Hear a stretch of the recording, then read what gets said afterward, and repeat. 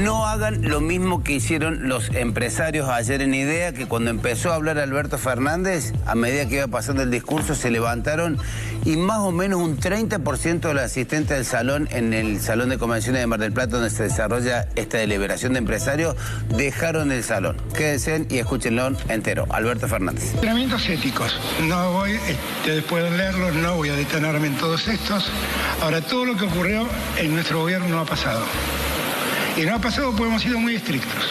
Y da la casualidad que el nuestro es el gobierno de la democracia que más obra pública realizó. Y sin embargo no hemos sido cuestionados nunca. Que nunca ha sido cuestionado y no dio lugar a ningún tipo de cuestionamiento en las formas de contratación. Y eso tiene que ver con que la verdad yo le puse particular atención al tema de la ética en el gobierno. ¿Puede terminar con la corrupción de una vez? Bueno, mira, yo todas? estás hablando con un presidente que nunca fue denunciado por corrupción No, y que además dejó el gobierno con el mismo patrimonio con el que entré. Sí. Y no tengo ni cuentas, ni testaferros, no tengo nada en el exterior. Y como yo, los funcionarios de mi gobierno. Sí.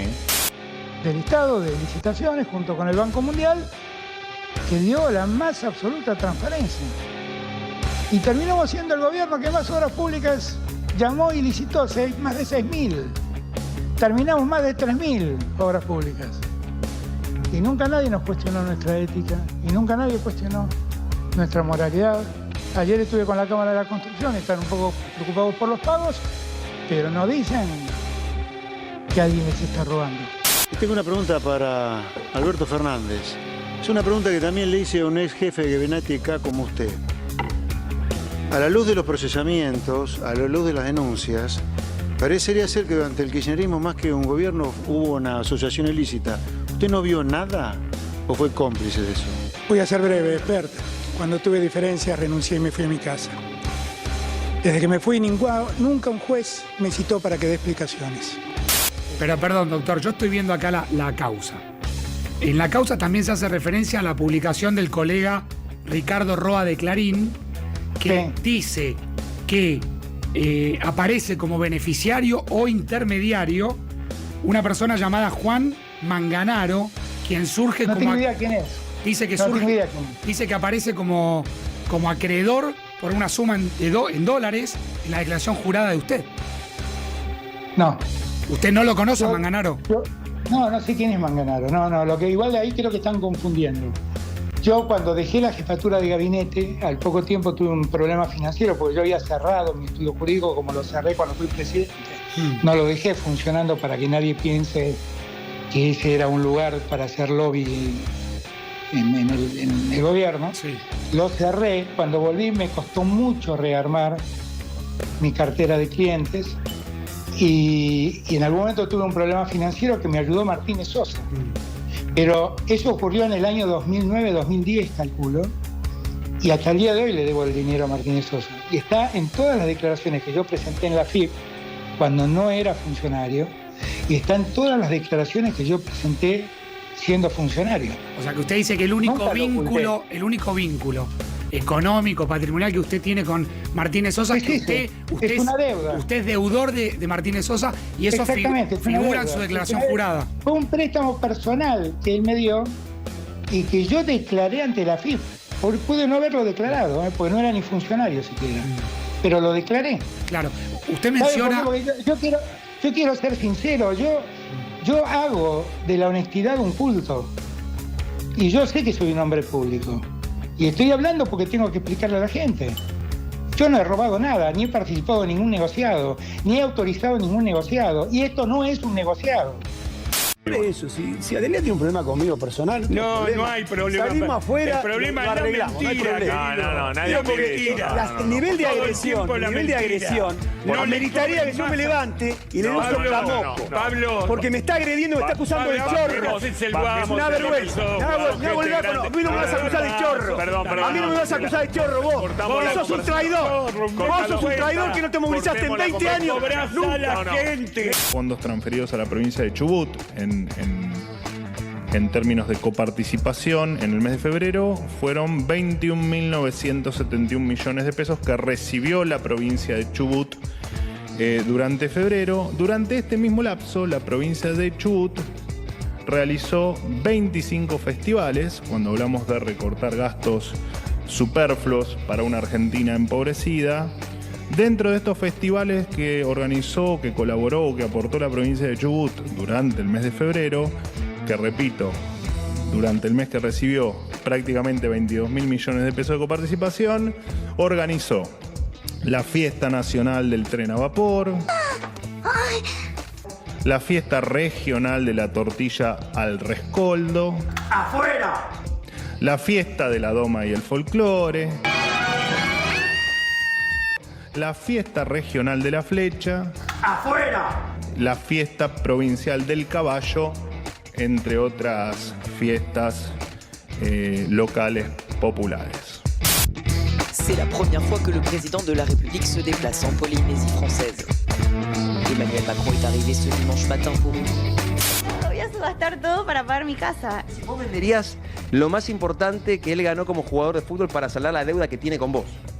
Sí, porque a ver, o sea, hay cosas que no quiero dejar porque para mí vale un montón también, es algo que es de un sacrificio que hicimos juntos, que él llegue y todo, pero bueno, si toca, toca. La medalla, las camisetas, si él no pone lo que tiene que poner, van a desaparecer. Sí, porque yo tengo que tener mi techo. ¿Por qué no se dio antes? No lo sé. ¿Por qué se hace hoy? Porque hemos verificado hechos ilegales.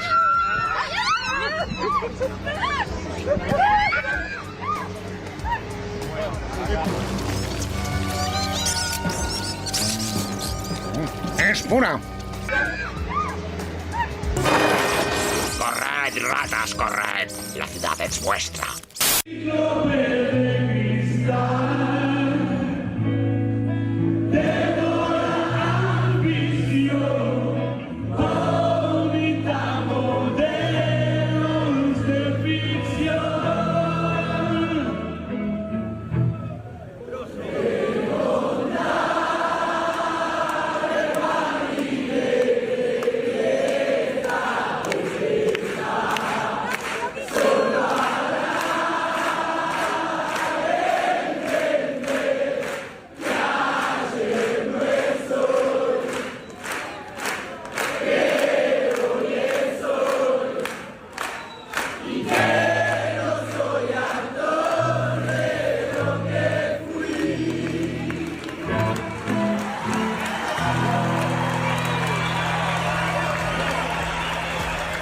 Maravilloso, maravilloso allí, la aplanadora del rock, ¿no? ¿Cuántas fotos tiene este día jueves?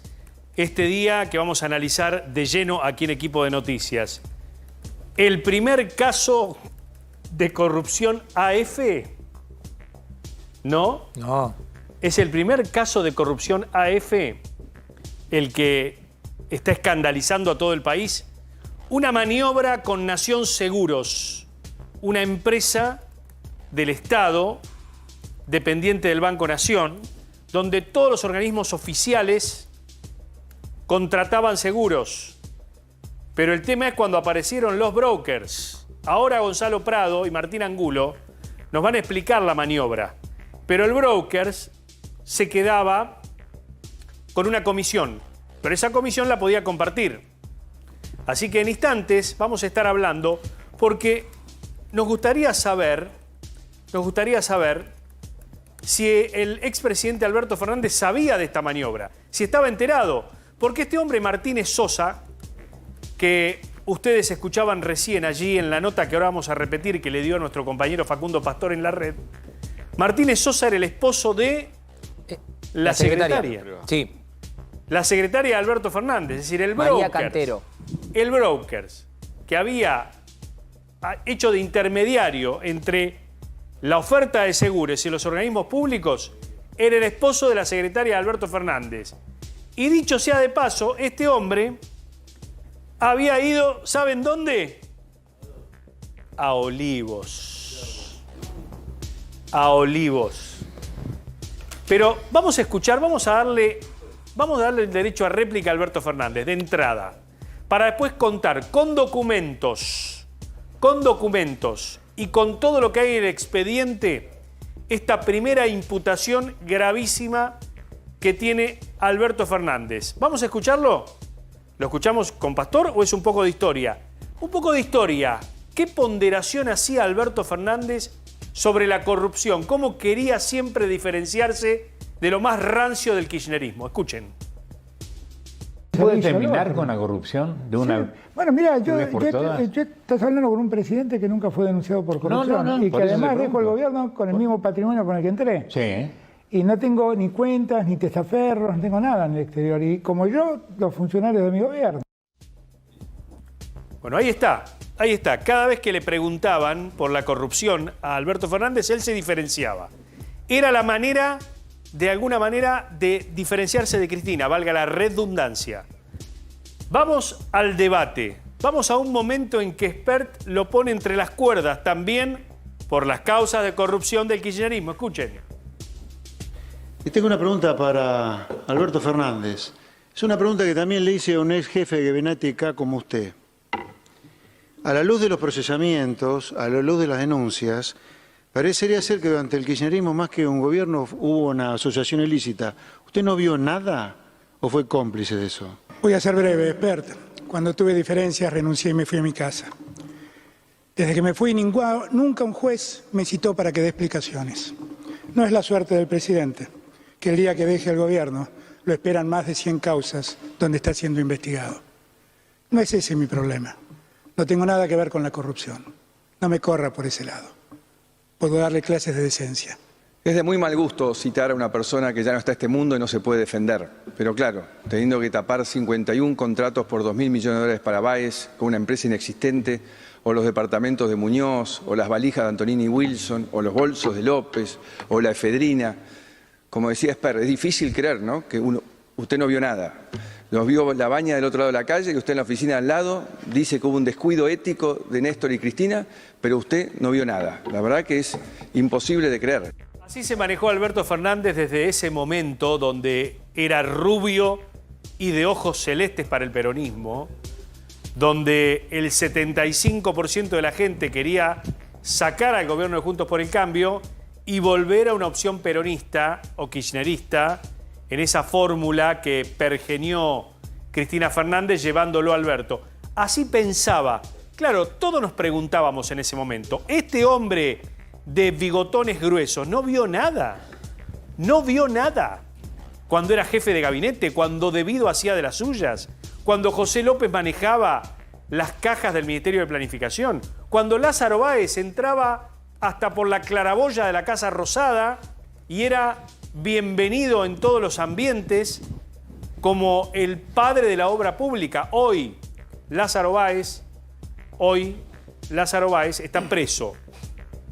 Lo contaba anoche Martín Angulo y le negaron la excarcelación. Y está mencionado en varias causas, en otras causas que están tramitando en la justicia. Este hombre, Alberto Fernández, siempre hizo una voz, o se reflejó como una voz que estaba ajena a todo eso que había pasado durante el gobierno de Néstor y de Cristina Fernández. Sin embargo, ahora esos fantasmas le vuelven en la cara, le vuelven encima. Hoy, en este día que está terminando, a las 9 de la noche, 14 minutos, este hombre está imputado por el primer escándalo de corrupción durante sus 4 años de gobierno. Hoy acá ustedes en Equipo de Noticias van a tener la contundencia de la documentación. Van a ver cómo se manejaba el entorno de este hombre, ¿no? Después será la justicia, la autoridad jurisdiccional, la que va a dirimir si este hombre tenía algún grado de responsabilidad penal. Desde lo político hay muchísimas sospechas. Muchísimas sospechas. Sospechas que seguramente tienen ustedes esta noche y que dicen, esto es parte de la casta que quiere terminar Milei y que quiere destapar Milei. De hecho, varios funcionarios del gobierno de Milei están hoy como querellantes en esta causa. Será nuestro tema central esta noche el presunto primer caso de corrupción que salpica a Alberto Fernández. Bienvenidos, muchachos. ¿Cómo les va? ¿Cómo va? Buenas noches, Mariano. ¿Todo bien? Muy bien, por suerte. Bueno, antes de ir a las pruebas que traen tanto Martín como con Gonzalo Prado, a mí me gustaría escuchar a Alberto Fernández.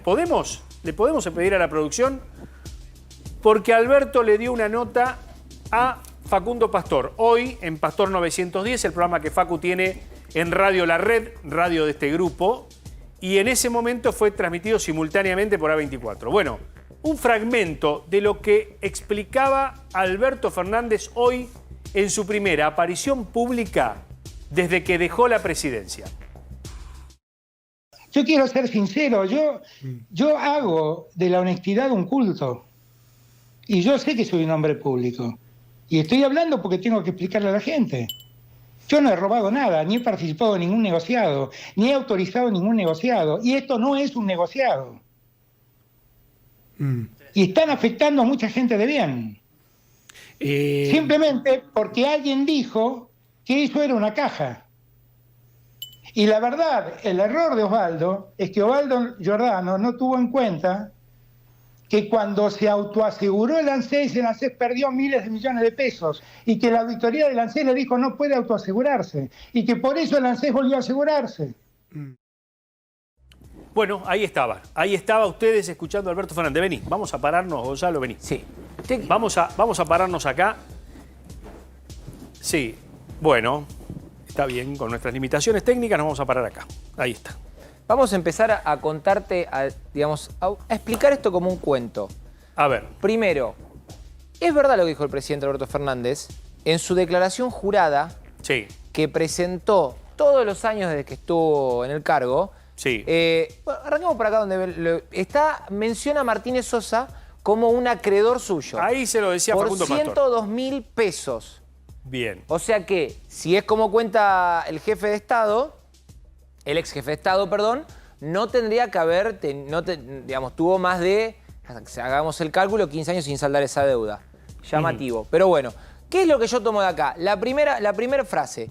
Dudo que ella, por su secretaria, por Cantero, haga una cosa así. Si lo hizo, no lo avalo. Ninguno te va a decir que pedí por alguien. Yo lo dudo, pero no puedo garantizar que ella no lo haya hecho. No haya hecho una cosa así, si fue así se extralimitó. ¿Por qué? ¿Se acuerdan cuando Alberto Fernández acusó a Fabiola después de la fiesta de Olivos? Bueno, el primer feminista. Que dijo, mi querida Fabiola. Acá tenemos otra cuestión más. Acá tenemos otra vez el patrón de conducta de Alberto diciendo, mi querida Cantero se extralimitó. Sí. La culpa no es del otro, la culpa es de la mujer que tengo cerca, podría ser. Bien. Acá lo tenemos cuando lo dijo. ¿Lo tenemos? Dale. En ese contexto, el 14 de julio, día del cumpleaños de mi querida Fabiola, Fabiola convocó una reunión con sus amigos y a un brindis, que no debió haberse hecho. Que definitivamente me doy cuenta que no debió haberse hecho. Y que lamento que haya ocurrido. Claramente lo lamento.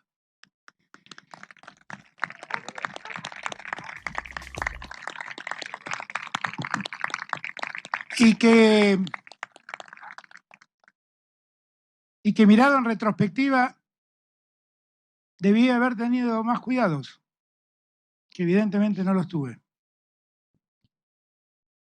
Hoy Santiago Cafiero a la mañana explicó esto, que pasó, que todos lo supieron porque nosotros lo contamos, porque no ocultamos nada, porque están los listados de quienes entraron y salieron de Olivos.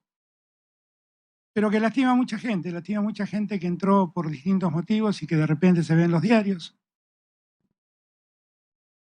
Lastima a los seres queridos, los que hacemos política ya hay un momento donde el cuero se nos curte y entonces las balas son más difíciles que nos entren, pero los que vivimos con gente que no tiene que ver con la política sufre y padece mucho. Todo. Bueno, así decía mi querida Fabiola, organizó la fiesta de Olivos, un escándalo, porque mientras ustedes no podían ver a sus familiares que se morían solos en las clínicas, el presidente Fernández de ese entonces hacía una fiesta de cumpleaños en la Quinta de Olivos, en una Argentina donde murieron 130.000 personas. Claro. Esa frase de mi querida Fabiola hoy se reedita. Con mi querida María. Con mi querida María, porque que es el nombre de la secretaria histórica. ¿Por qué la secretaria?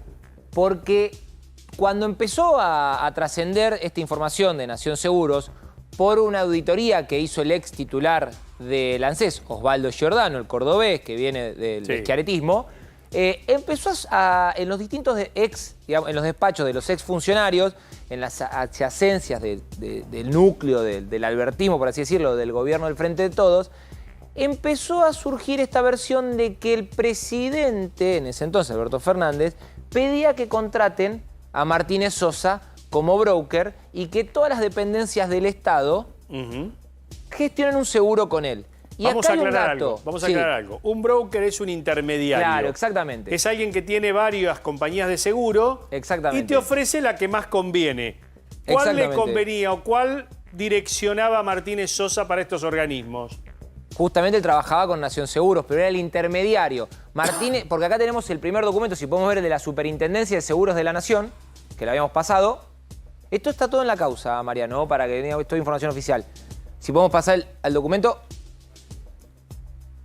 Bueno, acá tenemos lo que decía lo de la declaración jurada, ¿ves? A ver. Ahí podemos ver.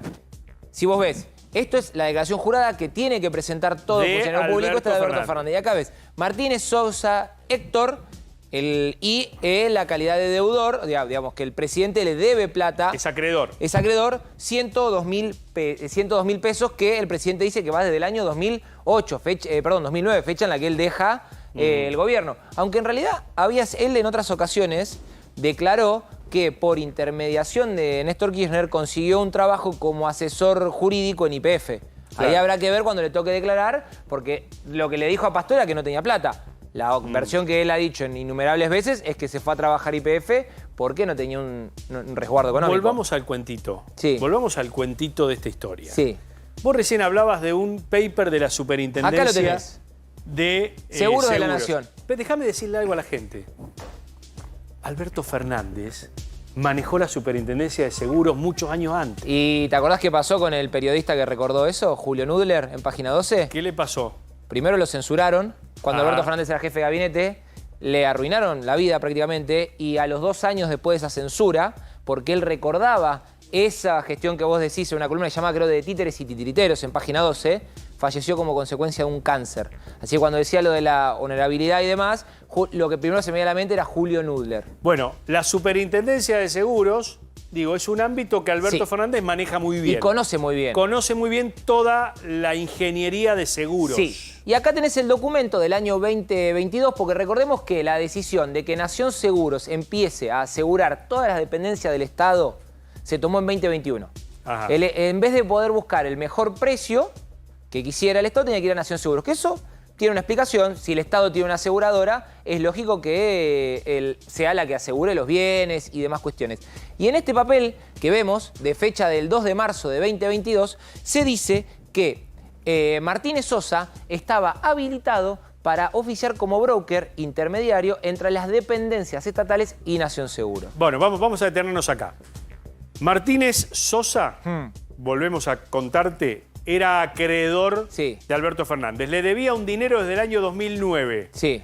Ese dinero, transportado al dólar de ese momento, el dólar costaba... 4 pesos, ponele, 5 pesos. 2.39. No, más. Estamos en 2009 ya estaba más de 3 pesos. Creo que estaba a 4. Bueno, ponele que estaba a 4. 20 millones de dólares. ¿Cómo? Perdón, 20 millones de ahí lo tenemos, fíjate. Dólar estadounidense, ¿2.39? sí, pero este... No.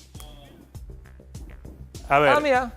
Bueno, 2.38. 2.38, pensé que estaba... Menos de 3 pesos. ¿Cuántos dólares serían entonces aproximadamente? Y si debí 100.000 pesos, son 20.000 dólares aproximadamente. 20.000 dólares. Ahí está, 20.000 dólares entonces. 20.000 dólares. Aproximadamente le debía Alberto Fernández a este hombre, Martínez Sosa, que, según ese paper de la Superintendencia de Seguros, está avalado como el hombre, ¿no? El broker para proveer al Estado. ¿Correcto?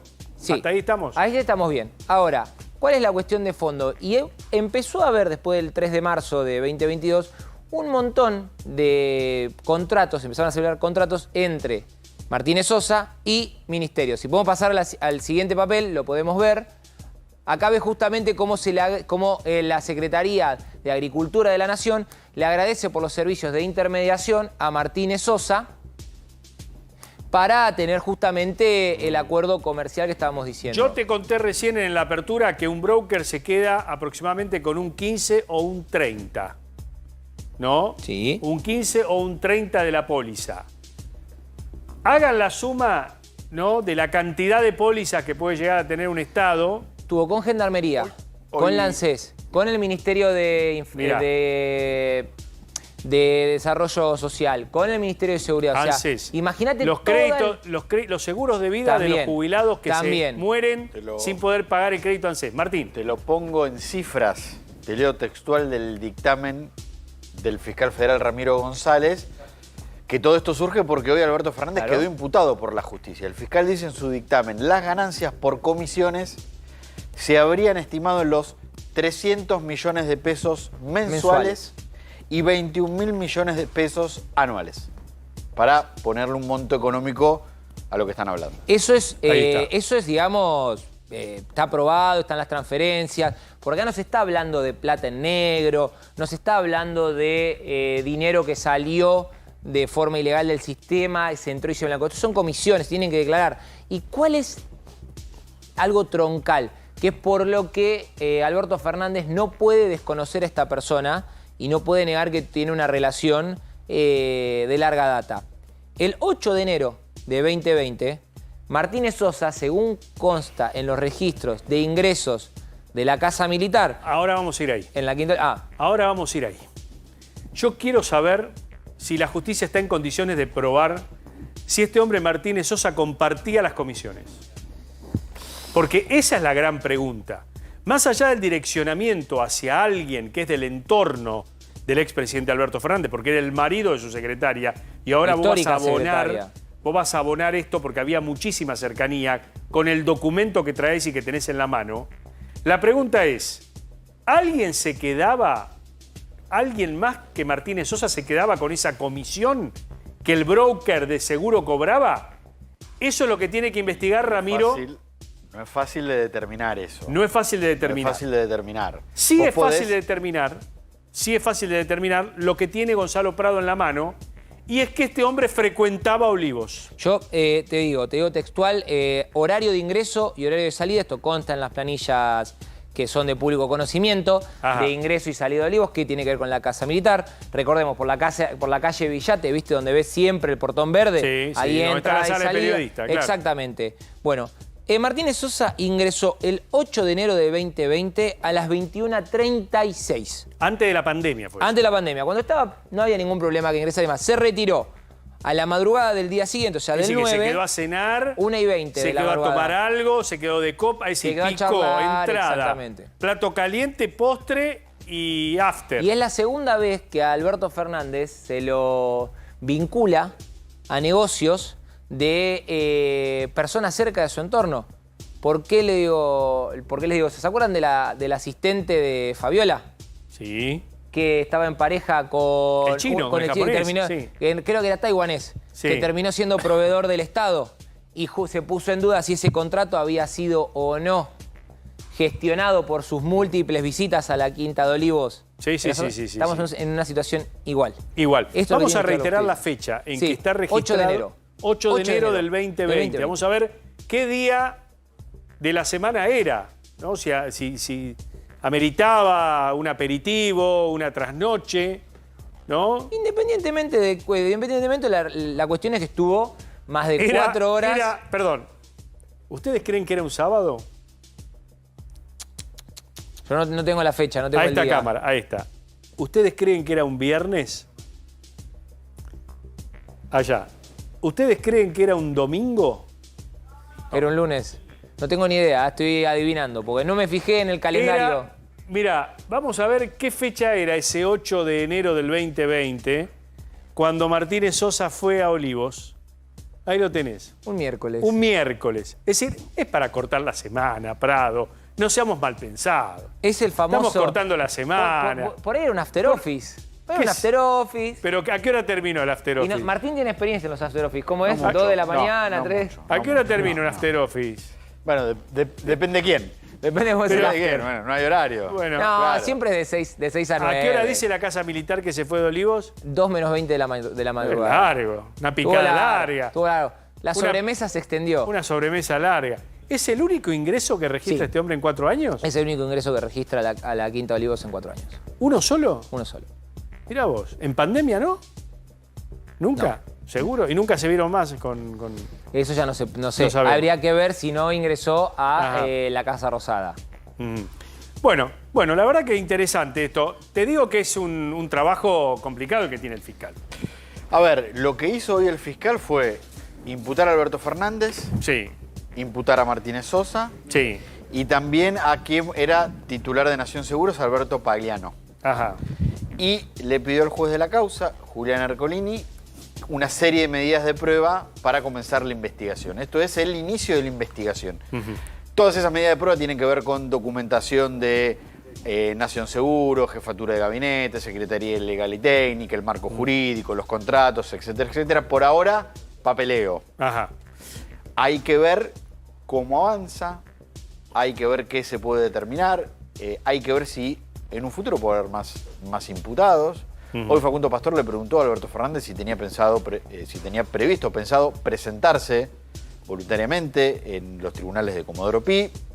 No dio una respuesta asertiva respecto a eso, así que hay que ver cuál es el avance de la causa y cómo termina. Bueno, voy a trasladarle la primera pregunta a Carlos Castañeto, que es diputado nacional de Unión por la Patria, es ex titular de AFIP y está allí con Alejandro Pueblas, porque supongo yo que esto debe haber impactado fuertemente allí dentro de Unión por la Patria, del kirchnerismo. Hola Ale y hola Carlos, ¿qué tal? Buenas noches, ¿cómo les va?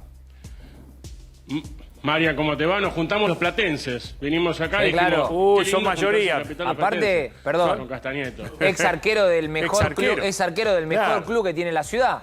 Claro, ex arquero. Aunque Ale Puebla piense distinto. Eso está en discusión. No está en discusión.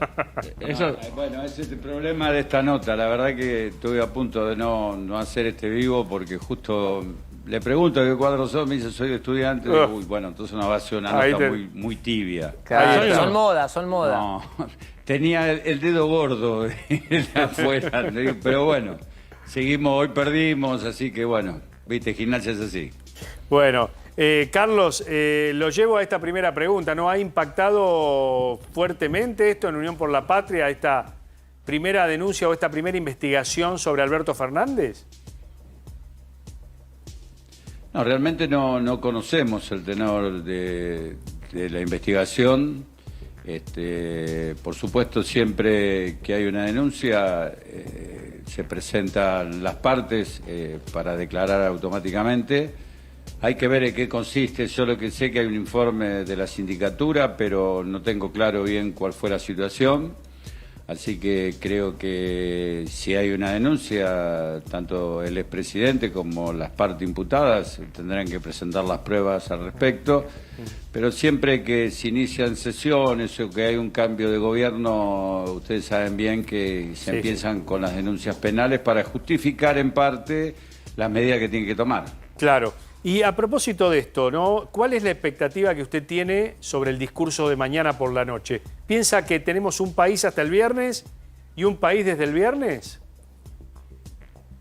Ojalá que sea así, que recapacite el presidente, que no busque más chivos expiatorios, que no se pelee más con el Congreso, con los gobernadores, y que mañana encontremos un discurso conciliador y con propuestas sobre un año que empieza las sesiones ordinarias, con leyes que sean en pos de la población, porque vemos que las medidas que se han tomado ahora en menos de 90 días de gestión de 3 meses han sido de ajuste tras ajustes, y mañana también, a pesar que empiezan las sesiones ordinarias, vienen tarifazos donde uno que camina y que está al lado de la gente, sabes que se le está haciendo muy difícil vivir.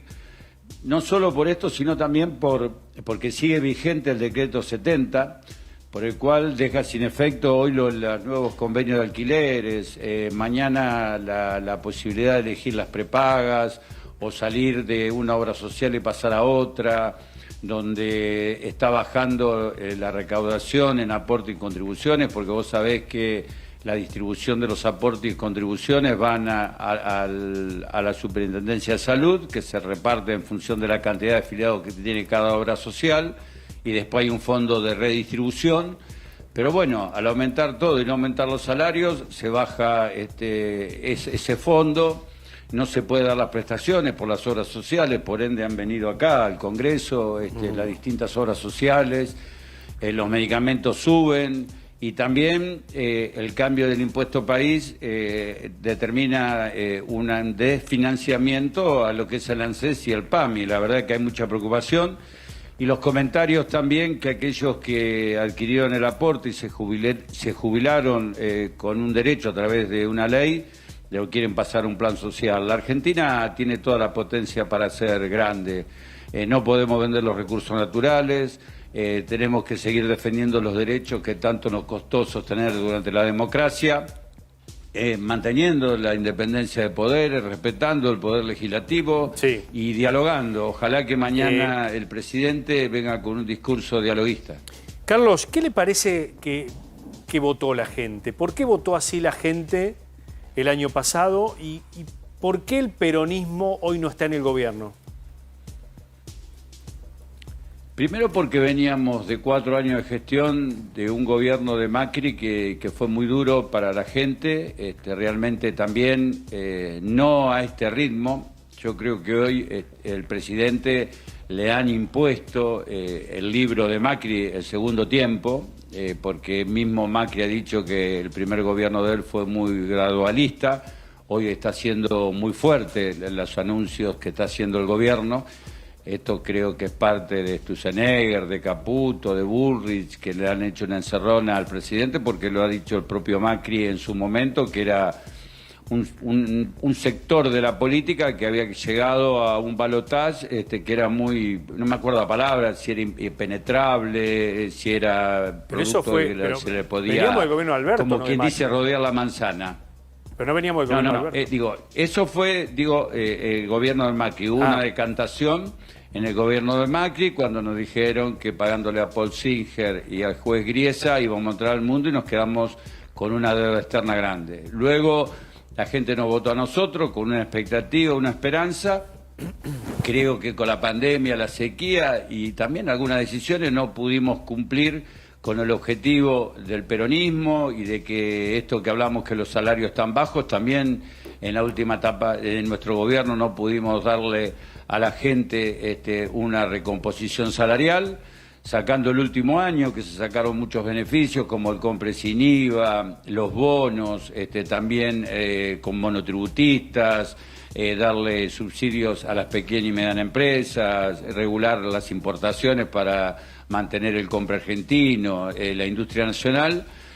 Y después viene un discurso irruptivo, un discurso irruptivo de un diputado, 2 años de diputados, como Milei, donde empezó a hablar de la política. Y creo que acá hay que mirar no solo la Argentina, sino América y el mundo y la situación geopolítica, donde se trata de denostar la política. Y nosotros lo que tenemos que volver a recuperar es la creencia en la política, y por eso le pido humildemente al presidente que mañana no diga que la política es buena, pero que la política no hace nada, son los políticos y los que hacemos políticas, los que definimos leyes o cuando estamos en gestión tomamos decisiones, que el presidente entienda que él es la cabeza máxima del sector político por ser el presidente y que hable a la población y que convoque a todos los sectores para ver, ya que dice que hay una situación tan difícil, tan extrema, que creo que no era tan así.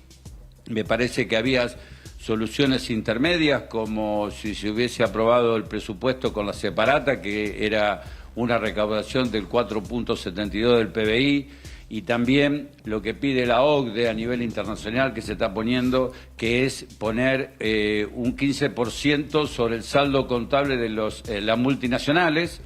Con eso se arreglaba la situación económica de la Argentina y no atacar al pueblo. Yo creo que cuando ustedes hacen notas y ustedes ven la tristeza del pueblo, hoy la gente tiene que saltar un molinete porque fíjate que el valor de un tren o de un colectivo está por arriba de valor del dólar.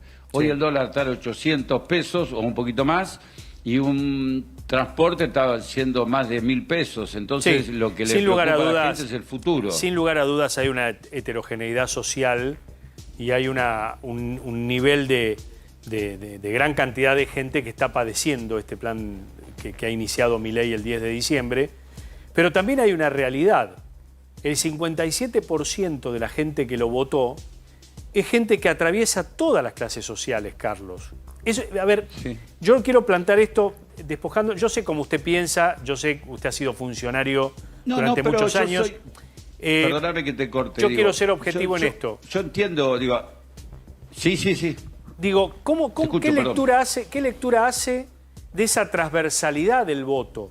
Porque anoche veíamos una encuesta, la gente todavía es tolerante y está esperando que la economía rebote y está haciendo un sacrificio para que la economía rebote. Mirá, primero que el 56% que estamos hablando es sobre un balotaje. En las elecciones sacó el 30%, que creo que hoy, en función de las encuestas, es el núcleo duro que todavía sigue sosteniendo y que me parece bien, digo, porque nosotros también queremos que el presidente llegue a los 4 años de mandato.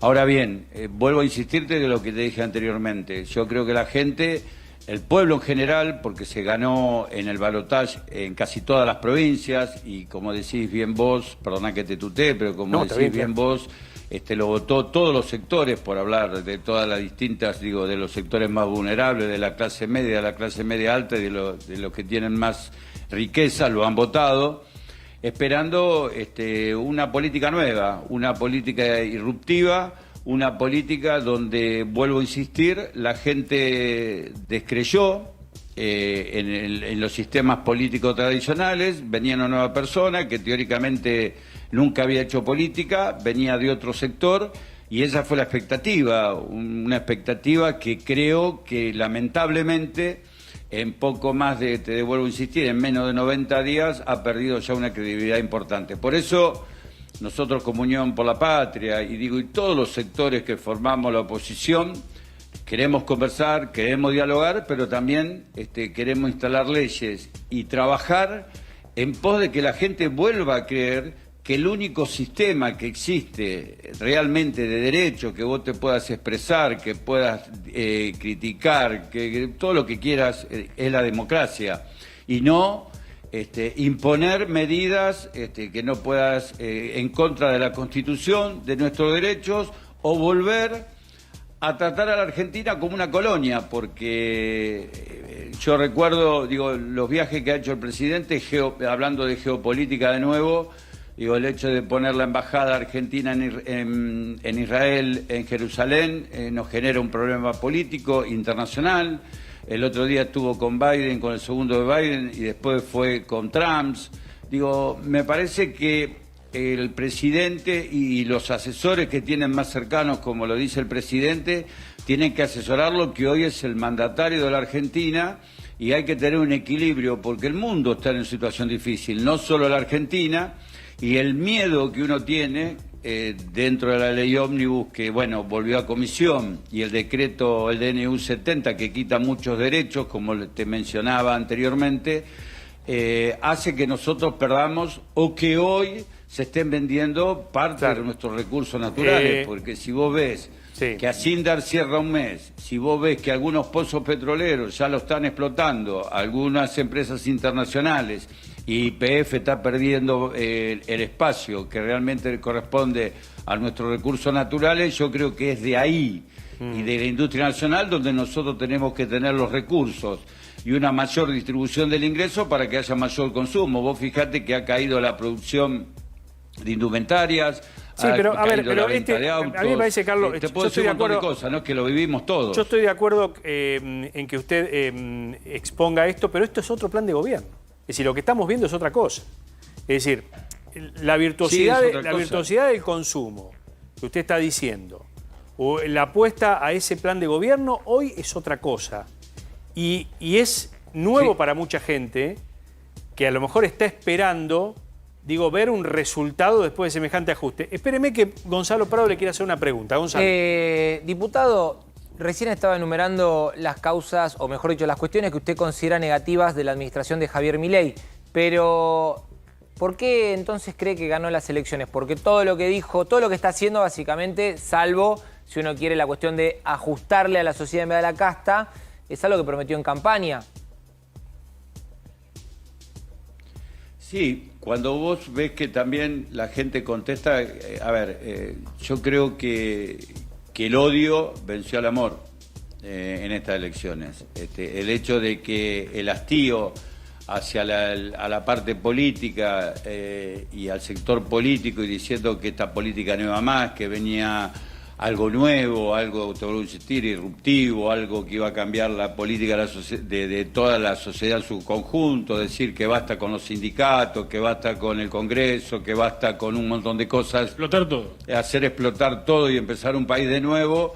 La gente entendió en este momento que era lo más conveniente, pero nunca creo que ningún votante vuelvo a insistir, votó pensando que iba a haber semejante ajuste, porque nunca ocurrió en la Argentina el ajuste que estamos viviendo en estos días. Vos fijate que hay gente, mirá, si ahora cuando salimos de acá te invito a agarrar Riobamba, hace años que yo no veo tanta gente durmiendo en la calle, hace años que no veo tanta gente comiendo de tacho de basuras, y esto no estaba así en la Argentina, por más que no estábamos bien, por más que había mucha inflación.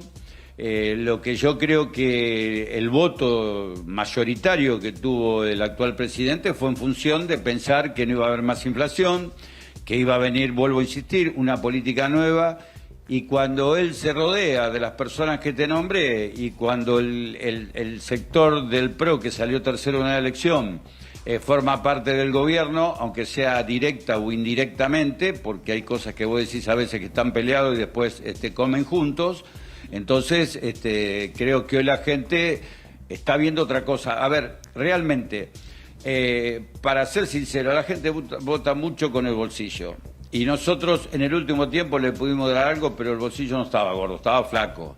Entonces es lógico que vote con una expectativa distinta para tener mejor calidad de vida, para pensar que vos podés tener tu vivienda y no que de golpe vos tenés 35 años y alquilabas y hoy volviste a vivir con ¿Y el peronismo padres? no hace un mea culpa de eso? Porque es la realidad. A ver, Carlos, ¿y el peronismo? ¿Cómo? ¿El peronismo no hace un mea culpa de eso? Digo, de haber generado condiciones a lo mejor de trabajo y que a la gente no le alcance la plata, por ejemplo, que era lo que pasaba durante el gobierno de Alberto Fernández. Digo, el peronismo, el otro día hubo una reunión, creo que con Máximo Kirchner, de varios intendentes y diputados. ¿Qué dicen en esas mesas? ¿Hacen alguna autocrítica o no?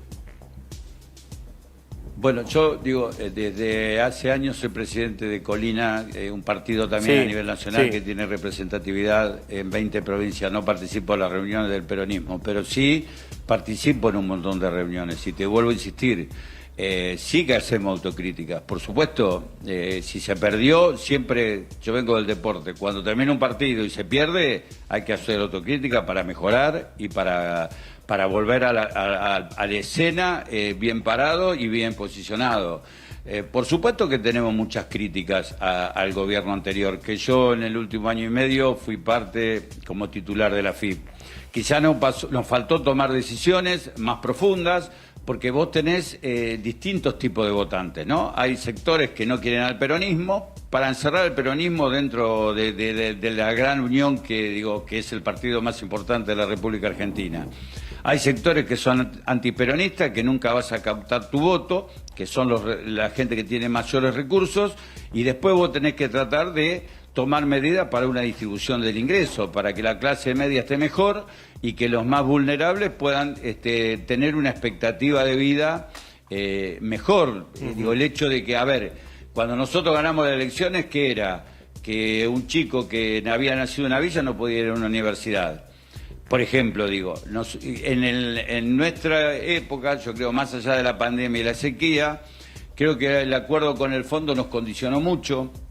Nosotros lo habíamos discutido mucho eso y lo seguimos discutiendo, porque en su momento cuando Macri adquirió la deuda con el fondo, que Duhovne dijo que Argentina podía adquirir deuda porque prácticamente no teníamos deuda,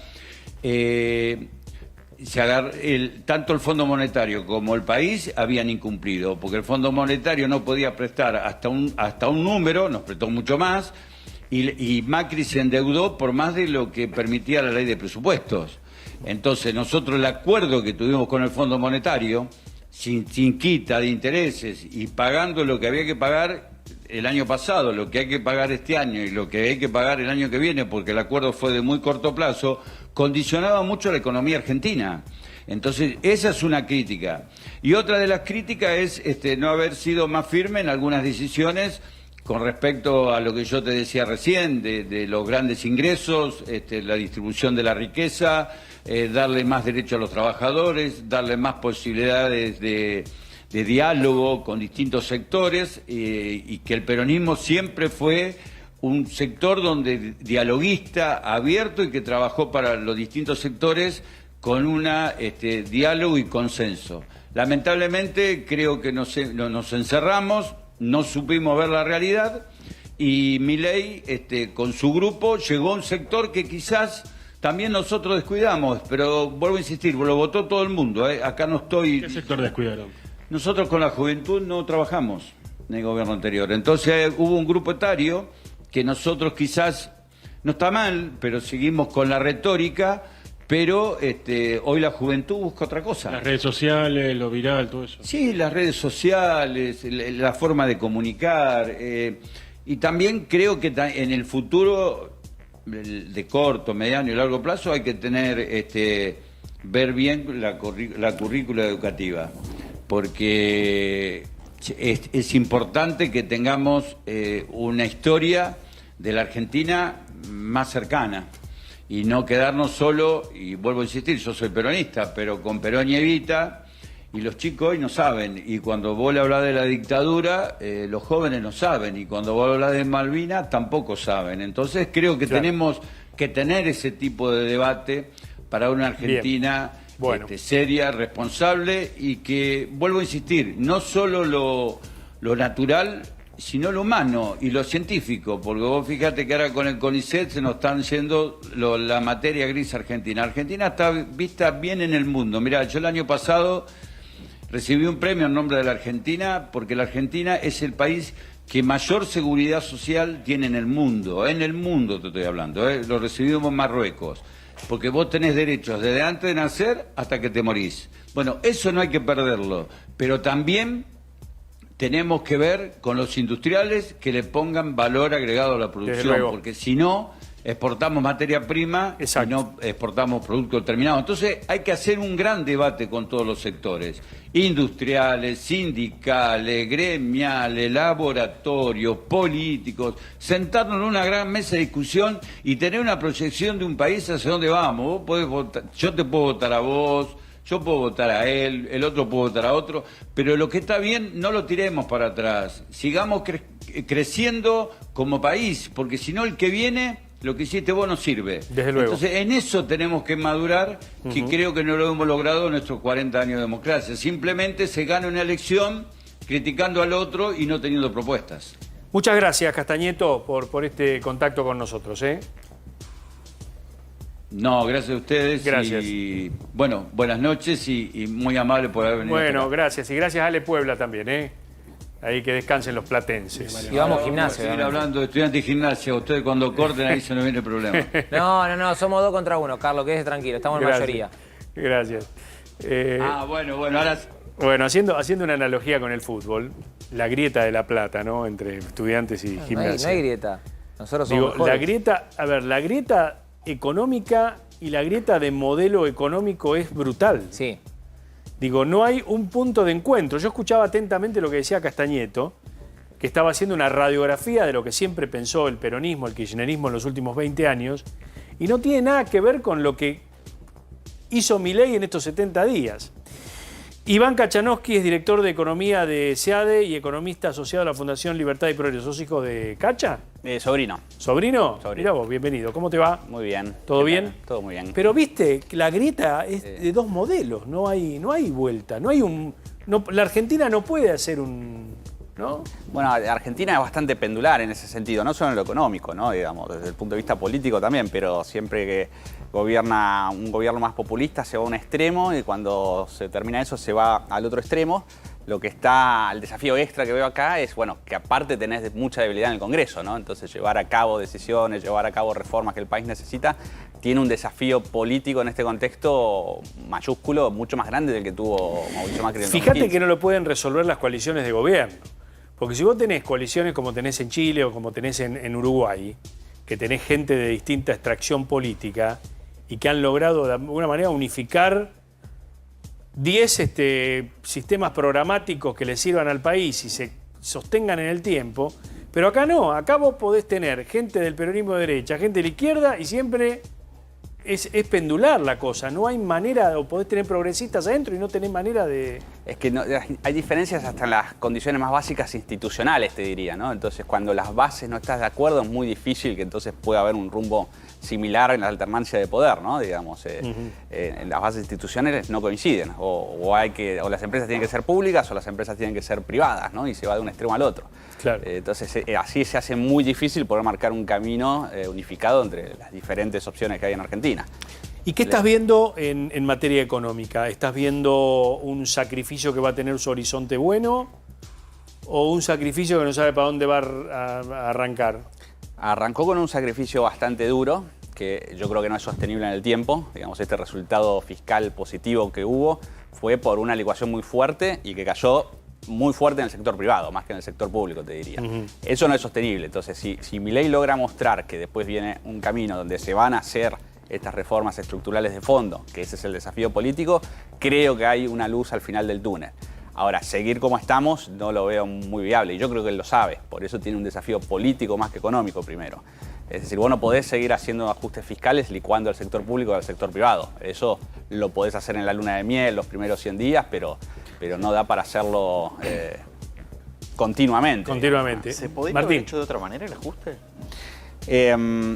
A ver, yo creo que si se hubiera negociado un poco más la ley ómnibus, si hubiera quedado algo de la ley ómnibus, hubiera tenido una victoria política, por más que haya quedado desarmada la ley ómnibus o bastante desguazada, vos mostrás cierta victoria en el Congreso, bueno, puedo pasar alguna ley. Ahora la sensación que quedó es que no, por eso él dice, bueno, yo no voy a estar en el Congreso, no voy a negociar con el Congreso. Pero me refiero a si estas medidas económicas de ajuste que está tomando el gobierno podrían haber sido reemplazadas por otras, que el ajuste no pase tanto por aumentos, sino que pase por algún otro lado. Y bueno, fíjate que cuando renunciaste al capítulo fiscal, básicamente renunciaste a incrementar tu recaudación para no ajustar tanto el gasto. Eso quedó afuera. Está bien, pero él puede manejarse sin el Congreso, como dijo, la economía sin el Congreso. No, de hecho, del plan original que publicó el Ministerio de Economía cuando asumió Caputo y dijo, bueno, vamos a hacer un equilibrio fiscal por ingresos y por gastos, toda la parte de impuestos depende del Congreso. Claro, todo. Todo lo que es jubilaciones y prestaciones sociales también. ¿Estabas explicándole a Martín? Eso mismo, digamos, que digamos, vos necesitas, podés hacerlo distinto, pero para eso necesitas consensos. O sea que con medidas fiscales o con reformas fiscales, el ajuste puede pasar por otro lado. Podría haberse repartido un poco más entre ingresos y gastos. Vos lo que tuviste en enero es que los ingresos se congelaron y destruiste el gasto. Y eso implica caída de salarios, caída del poder adquisitivo de los jubilados, de las prestaciones sociales, de los planes sociales, que por eso digo no es sostenible en el tiempo. Por ejemplo, la jubilación mínima está en niveles mínimos en términos reales, es decir, aislando la inflación de los últimos 10, 15 años.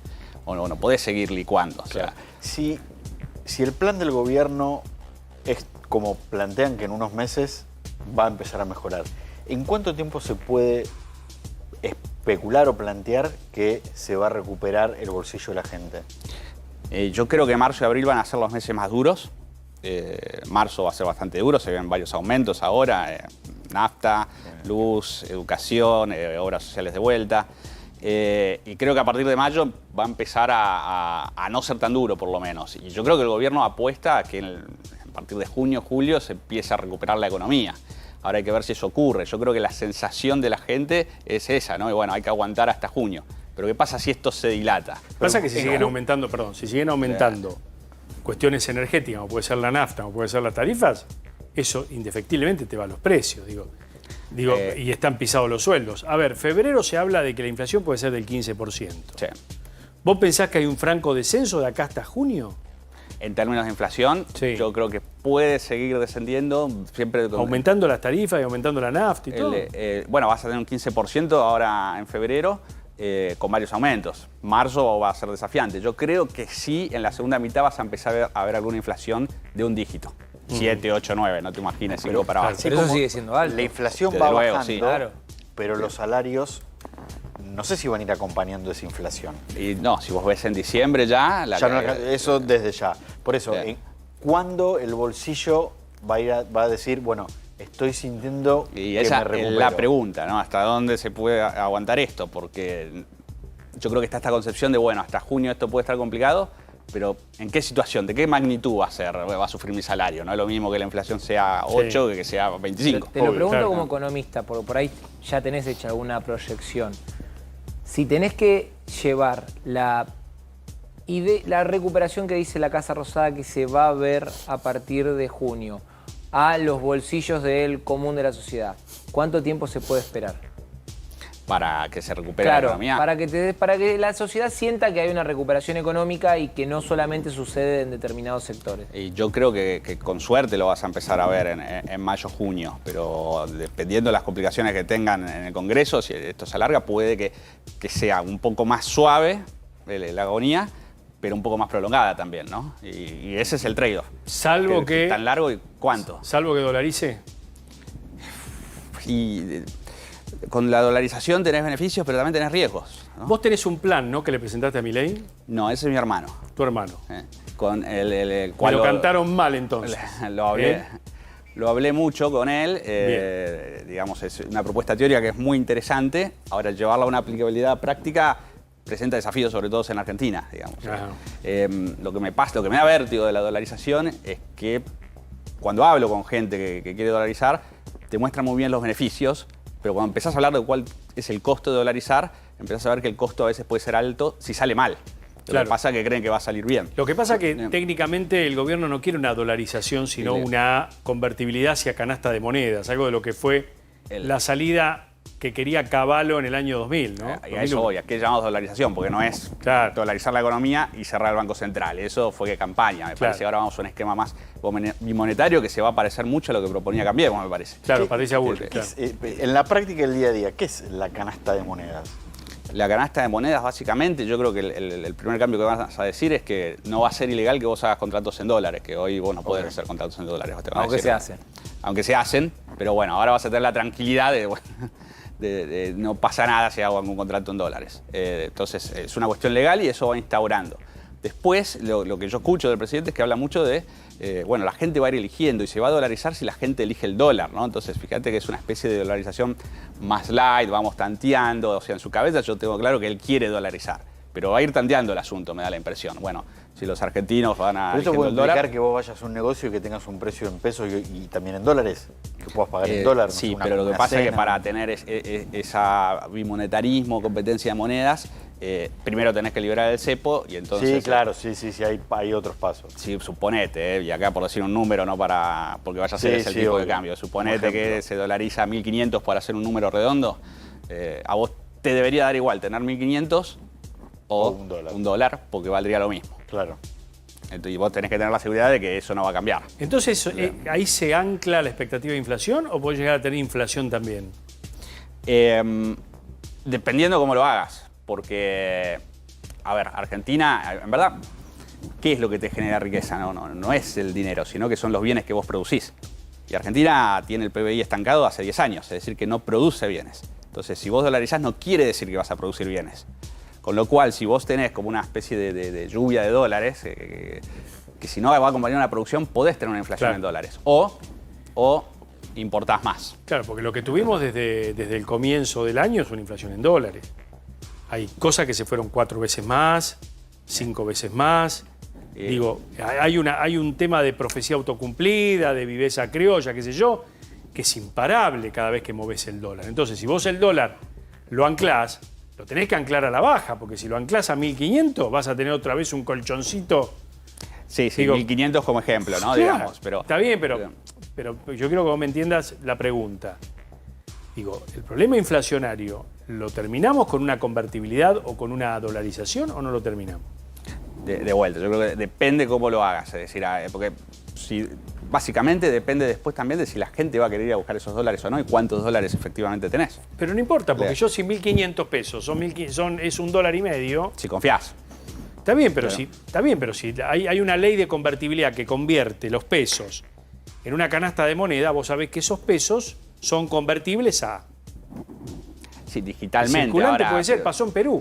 En Perú primero se dolarizaron y después el sol comenzó a correr también. Sí, en varios países, digamos, bueno. Panamá también, se usa el Balboa para transacciones chicas. Claro. El riesgo que le veo a Argentina es que, dada nuestro track record, es, ojo, que la gente igual no quiere ir a buscar los dólares, porque por ahí no los tenés todavía. Es decir, las reservas netas siguen siendo negativas. ¿Cuánto necesitas en el central para hacer una convertibilidad? ¿Qué necesitas? ¿40.000 palos en las reservas? Y bueno, depende de vuelta si va a ser cerrar el Banco Central o eliminar los pasivos, ¿no? Los pasivos en pesos los están licuando, digamos. Olvídate de cerrar el Banco Central, algo más accesible por ahí. Tenés que terminar con los pasivos del Banco Central que los están licuando, pero también tenés un problema de la deuda en pesos. Porque tenés mucha deuda que tienen los bancos que pueden ejercer esos puts, que son como una base monetaria media, y esa deuda, si se dolariza o no. Y depende Claro. si dolarizas o no, vas a ir para un lado o para el otro, podés tener un escenario u otro. Esperame un poquito, Cacha, porque me dijeron que va a haber una sorpresa mañana noche. ¿Se sabe qué es? Hay dos cuestiones. Una te la adelantamos ayer, que va a insistir con partes de la ley Ómnibus, particularmente con... Eso no sería una sorpresa, porque ya sabemos. Sí, pero que vaya a insistir no era algo que estuviera tan claro. Y una de las cuestiones sería la reforma laboral. Pero también en el discurso que va a durar 40 minutos y que va a estar ya preparado, ya lo redactó el presidente, se puede llegar a incluir otra vez el concepto de tabula rasa. ¿De qué? Tabula rasa. Lo que había dicho justamente, que perdono a todos los que me criticaron, vengan hacia lo que dice el presidente de las fuerzas del cielo. Ajá. En lo que venía es una forma de Milei de hacer un llamado. Es como una suerte de Jesús ven a mí. Una especie de llamado a la unidad nacional. Un perdón. Los perdono. Le va a decir de otra forma, vengan hacia las fuerzas del cielo para sacar adelante al país. Lo que sí, prepárate, como te adelantábamos ayer, va a tirarle una catarata de excremento a la gestión de Alberto Fernández. Bueno, ahí estamos. Esta semana hubo un rumor muy grande de que podía haber alguna definición económica mañana. ¿Vos creés que esto se puede dar, que hay condiciones monetarias para un anuncio económico o todavía no? No, me parece que la bomba que se está hablando va a ser más política que económica. Digamos, con este esquema de en algún momento dolarizar y llegar al equilibrio fiscal cero, yo creo que esas son las dos cuestiones que Milei tiene en la cabeza. Va a seguir avanzando, por más que por ahí no llega al equilibrio fiscal cero este año, pero ese va a ser la dirección y va a ser clara. Pero creo que lo de mañana tiene que ver con alguna cuestión política, porque está muy trabado todo el diálogo con los gobernadores y en algún momento vos vas a necesitar mostrar un plan y tener cierto consenso. Bueno, hay una especie de tregua en estos momentos en la cual evitan tirarse con munición pesada y se le permite al gobierno, de parte de los gobernadores, algún que otro desliz como para la tribuna. Por ejemplo, ayer Javier Milei fue muy crítico de una filtración que la salió a desmentir contra los gobernadores, y hoy el vocero presidencial Manuel Adorni tuvo unas palabras bastante fuertes contra Nacho Torres, que si vos te fijas no tuvo réplica, no salió nadie a responderle del otro lado de la oposición. Criticando las fiestas turísticas, exactamente, ¿no? Que lo veíamos recién en el arranque, en el video de arranque. ¿Escucharon a alguien que de Juntos por el Cambio, del peronismo, que salga? ¿Por ya qué? está, me parece infantil. Porque ya está esa tregua. Y dentro otra de las cuestiones que puede llegar a ser noticia mañana a las 21 horas, es que por estas horas se está definiendo si el expresidente Mauricio Macri va a asistir o no a la Asamblea Legislativa que se da para la apertura de sesiones ordinarias. Bueno, ya seguimos charlando, ¿sí? Cacha, sobre economía, ¿no? Vamos a seguir hablando de esto, a ver, de qué espera la gente o qué puede esperar la gente del segundo semestre, ¿no? Y qué condiciones se tienen que dar. En un ratito seguimos charlando con Iván Kachanowski, que nos visita esta noche. Quiero contarles que con prevención, concientización y fumigación, el doctor Alejandro Colia nos cuenta cómo el municipio de La Matanza refuerza los operativos con recomendaciones. En un ratito se los voy a estar mostrando, porque el tema del dengue, hay 26 municipios del conurbano que están en alerta máxima. Y lo que pasa es que entre las lluvias y las, no te quiero decir altas temperaturas, pero el calor que estamos viendo, que está sucediendo, se da un clima propicio para que se reproduzcan los mosquitos. La Matanza, a ver qué dice el doctor Alejandro Colia, que también fue ministro provincial en tiempos de Scioli. A ver. Hoy tenemos una respuesta muy controlada en función de los datos que se producen en todo el territorio de La Matanza. Desde el principio de esta gestión empezamos a trabajar en la concientización y sensibilización de la comunidad en función de un programa de prevención y lucha contra el dengue. Lo hicimos a través de empoderar a la comunidad, los distintos sectores, a través de las escuelas, los clubes de barrio, distintas charlas que dimos en distintos lugares públicos, como así también hemos reunido a gran cantidad de sectores y actores de la vida activa de La Matanza, y también se hace fumigación aeroespacial para controlar lo que es el mosquito adulto, que es el que está justamente transmitiendo como vector el virus del dengue. Insistir con esto de que evitar los criaderos, porque es un mosquito peridomiciliario, es decir, circula fundamentalmente alrededor del domicilio. Son medidas que también se complementan para la prevención. Es la mejor forma de protegerse. Bueno, seguimos charlando con Iván Kachanowski. Iván, ¿está el país para una reforma laboral? Yo creo que si se negocia bien, sí, porque creo que hasta, no te digo todos los sindicatos, claramente no, pero muchos de ellos entienden que es necesaria. No lo van a llamar reforma laboral, lo van a llamar modernización laboral o algo distinto. Cambio de las condiciones de Pindonga, le van a decir una cosa así como para justificarlo. Exactamente, pero hay una cuestión básica que también ellos ganan dinero si crece la cantidad de trabajadores privados. Ajá. Y no está creciendo. Así como el PBI está estancado hace 10 años, el empleo privado también. Entonces, si vos, ellos lo están viendo hace 10 años que está estancado, si vos lográs que haya más trabajadores privados, los sindicatos también ganan. Entonces algunos empiezan a ver con buen ojo la reforma laboral, que no creo que se llame reforma laboral, le buscarán otro nombre, pero pueden tener cierto apoyo, pero van a necesitar negociar. ¿Cómo está el nivel de empleo hoy y qué perspectivas hay para los próximos meses? Bueno, estás en recesión ahora, entonces el empleo está estancado, tenés que estar monitoreando muy bien que las empresas no cierran, que esta recesión no se vuelva crónica. ¿Pero eso está pasando eso? Todavía no vi yo, hay que ver los números, también se publican con cierto lag, pero lo que uno escucha es que, bueno, están preocupados con qué puede pasar en marzo-abril. Yo creo que marzo-abril va a ser en los meses de evaluación. Ahora, me parece que de alguna manera van a buscar la forma de que esto trate de en mayo a empezar a alivianar. Y acá es donde necesitas dar estas señales claras. De si vos lográs eliminar el cepo, si empezás a ver que en mayo baja la inflación, ahí es cuando se ve la luz. Digamos, en Argentina, cuando tuviste las crisis grandes como el 89, 2001, siempre hubo una preparación del terreno antes de hacer los planes de estabilización. Milei no tuvo ese tiempo, lo está haciendo mientras gobierna y es estas medidas que estás viendo ahora. Bueno, hay que acomodar los precios relativos, hay que tratar de llegar al déficit, al superávit fiscal lo más rápido que se pueda. Entonces se está acomodando, esto es transitorio. Y después vendrá un plan, que ahí lo va a evaluar el mercado. El mercado hoy le gusta lo que propone Milei, pero no sabe cómo lo va a hacer, entonces está siendo evaluado. El mercado se puso en vamos a ver qué propone. Bueno, falta que llegue esa propuesta, que viene después de este acomodamiento transitorio. Hoy se comentó durante todo el día de que podría haber un nuevo préstamo, un nuevo desembolso del Fondo Monetario que había quedado, creo, pendiente de la época de Macri, que sería para reforzar las reservas. ¿Esto qué significa en la práctica? Digo, ¿qué beneficio le da a todo este proceso de estabilización? Bueno, vos tenés que pensar que el Banco Central está con reservas negativas, eso quiere decir que no tiene dólares propios, que tiene que recomponerlas. El Banco Central estuvo comprando en estos 2 meses todos los días de dólares, se hizo de 8.500, pero siguen siendo negativas. Entonces vos necesitas reforzar, se te vienen ahora los meses de cosecha, entonces ahí vas a tener meses a favor, digamos, ¿no? para que el tipo de cambio esté tranquilo. Y hay que ver qué se negocia y cómo, pero me parece que la cuestión va un poco para tratar de lograr cierta fortaleza a la hora de intentar lograr una unificación cambiaria. Yo creo que el objetivo final es que en algún momento entre junio y diciembre se logre esta liberación del cepo. Cambiaria. Iván, gracias. Gracias a ustedes. Gracias por haber estado acá con nosotros, Iván Kachanowski.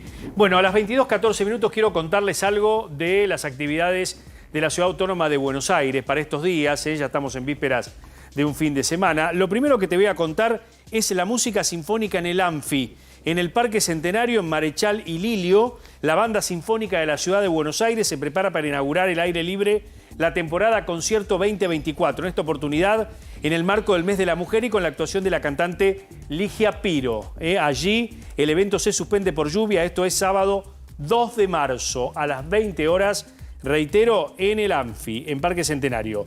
Pero también podés visitar el Museo de Arte Moderno, lunes, miércoles, jueves y viernes, de 11 a 19, sábados y domingos, y también los feriados de 11 a 20. Arte Moderno invita a recorrer exposiciones únicas y disfrutar de actividades para toda la familia. Y además, descubrí Colón Fábrica, viernes, sábados, domingos y feriados, de 12 a 18. El Teatro Colón abre las puertas a un mundo maravilloso para que descubras el detrás de escena de uno de los coliseos más importantes del mundo. Esto es de 12 a 18, viernes, sábados, domingos y feriados, en Avenida Pedro de Mendoza, 2163.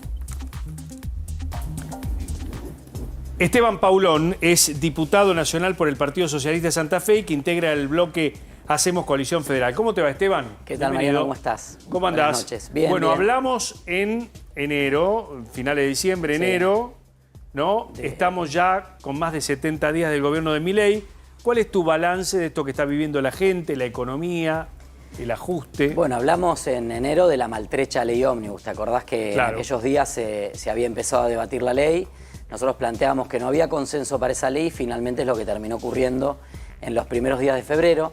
Y creo que estamos en un proceso en el cual el gobierno intenta hacer equilibrio entre los dos relatos que lo llevaron al gobierno nacional, ¿no? Por un lado, un relato más vinculado a lo económico, esto que hablaban recién de ver esa luz al final del túnel y pedirle paciencia a la gente, una paciencia que es corta porque claramente la devaluación del 14 de diciembre disparó la inflación aún más, aceleró mucho más el proceso inflacionario y eso suma angustias, la liberalización de ciertas cuestiones, prepagas, celulares, cable, colegios privados, naftas, ha hecho que las familias, sobre todo de los sectores medios y medios trabajadores, pierdan muchísima capacidad de compra y jubiladas también. Sí. Y por otra parte, hay un relato de lo de la revolución cultural, lo del cambio cultural, ¿no? Entonces, el gobierno pareciera que intenta todos los días instalar algún debate vinculado más a la cuestión del cambio cultural. Las sesiones se van a abrir un día a las 9 de la noche, no al mediodía como siempre. Será un atril, no será un atril, se cierra el INADI, se cierra el Instituto de Asuntos Sí, el lenguaje Indígenas. inclusivo y demás. Que me parece que viene con una batalla cultural que en un punto también es revancha a muchas imposiciones que se dieron en los últimos 20 años. Sí, que podemos estar de acuerdo o no. Si vamos hacia un horizonte de libertad, se debería poder hablar en todos los lenguajes. Totalmente. Eso lo dejamos, porque me parece que no, al coto no vamos, al me Carrefour no parece vamos que con el lenguaje inclusivo. A lo que voy es que hay como un mecanismo bastante claro que es plantear un tema de debate polémico y que no se hable de lo que está pasando. Exacto, que es, exactamente. Por ejemplo, ayer 800.000 familias menos con asignaciones familiares. Bueno, ahí está. Pero ayer también acá tuvimos una encuesta donde la gente todavía se muestra tolerante con el ajuste. Hay mucha gente, y fundamentalmente vos que venís del interior, habrás notado que en el interior la gente está como bancando la parada. Todo. Está bancando porque hace muy poco. Yo creo que no hay en la historia reciente un gobierno que al haber asumido, porque ¿se acuerdan ustedes cuando asumió Macri? Rápidamente liberó el cepo, tuvo algunas buenas noticias en la economía, esos primeros tiempos. Creo que es uno de los primeros gobiernos que al ingresar se encuentra o se desarrolla en una situación tan adversa. Y obviamente a 2 meses, en Argentina el tiempo pasa rapidísimo. Me parece que hace un año que gobierna Milei y hace 70 días que gobierna. Creo que la gente le está dando un crédito, pero te digo, Mariano, que en la provincia de Santa Fe, de la que yo vengo, acaban de aumentar 150% los transportes interurbanos.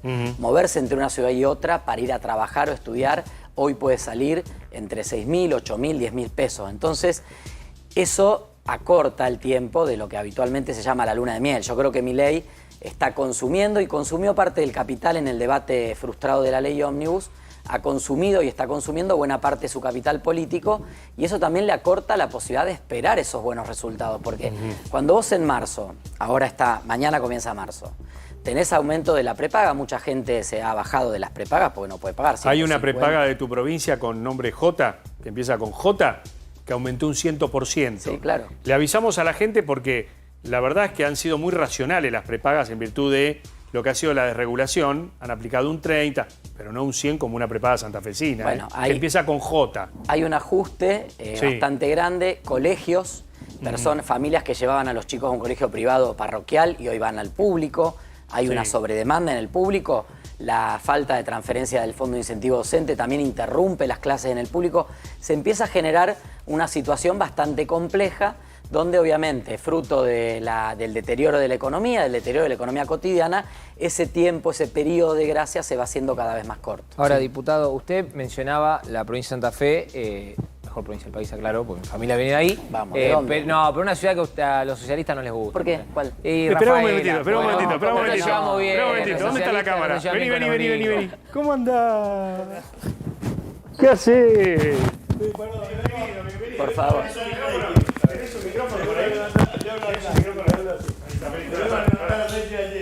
¿Cómo le va? Bien. Vengo acá al lado, vengo a lo de dente. Sabía que ibas a venir. Y estás aquí, tranquilo. Se me cayó el micrófono. Guarda, epa. Cuidado. Epa, toquetón. Encantadora esposa Silvina. Vení, Vení, Silvina. Que te vea, vení. Que te vea tu marido. Perdón, Esteban, No, Sí. vamos. Mirá, la gente te está esperando.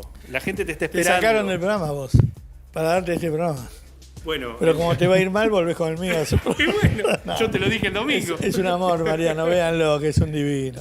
Babi, Sí. estamos para hacer la mejor noche de la porque televisión. la gente está esperando respuestas. Volviste a ser móvil. Ahí está, ¿viste? Ahí está. Che, qué Perdón, bien. diputado, siempre lo veo. Por favor, y me encanta, ¿eh? ¿Cómo andamos, Bobby? Hola, ¿cómo estás, ¿Qué querido? haces? ¿Todo bien?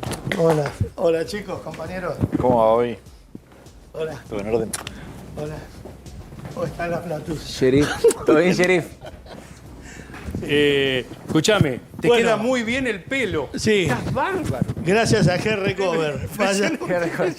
Buenas gafas también. ¿Te acompaña a lo de dente? Vení, te Vamos, acompaño. vamos a lo de dente. Te tiene que ir a lo de dente. Ya venimos, están los Escuchame. invitados acá. Dale. Ya venimos. Volvé, ya venimos. Babi. Chau, Silvina. Vení a lo de dente. No vení. puedo, no Y vamos- puedo. Ah, no. Conduce Angulo, Martín, dale, conducí. Después nos vemos, dale. Equipo de noticias con Martín Angulo. Perdón por todo este stand-up, pero bueno, valía la pena. Fuerte Valía perfume, la pena. ¿eh? Valía la pena. Se bañó en perfume, Babi, ¿eh? Sí, buen perfume. Buen perfume. Babi usa buen perfume. Obvio. No habla castellano. Es un dandy. Babi usa buen perfume. Es un y fíjate, dandy. y nos dio buena onda. Ahí está preparándose porque el lunes debuta, ¿no? Vuelve. Aquí en A24, así que lo vamos a estar viendo después de nosotros. El Jerry se está preparando. Exactamente, el Jerry se está preparando. Bueno, mil disculpas, Esteban. Mil disculpas, diputado. Lo que decíamos el diputado, Sí. más del 60% de la provincia de Santa Fe votó a supuesto. Javier Milei, y uno cuando habla con representantes del interior, no solamente las áreas de Rosario y de Santa Fe, hay mucho apoyo todavía al jefe de Estado y buena parte del agro está bancando las medidas que está tomando. Mira, la gente votó cansada de un proceso que venía de un deterioro, una crisis que no se terminaba de resolver, un estilo de gobierno complejo, un gobierno que no se hablaban entre sí los integrantes de la coalición de gobierno, y obviamente se votó un cambio y el pueblo eligió un dirigente con un temperamento que conocíamos, porque fue público, nadie puede hacerse el sorprendido por el temperamento que tiene Javier Milei. Pero también hay que decir que la gente votó en octubre un parlamento para que lo controle. Por eso cuando ocurre lo de la ley ómnibus, digo, ahí está una gran sabiduría que hemos construido en estos 40 años de democracia.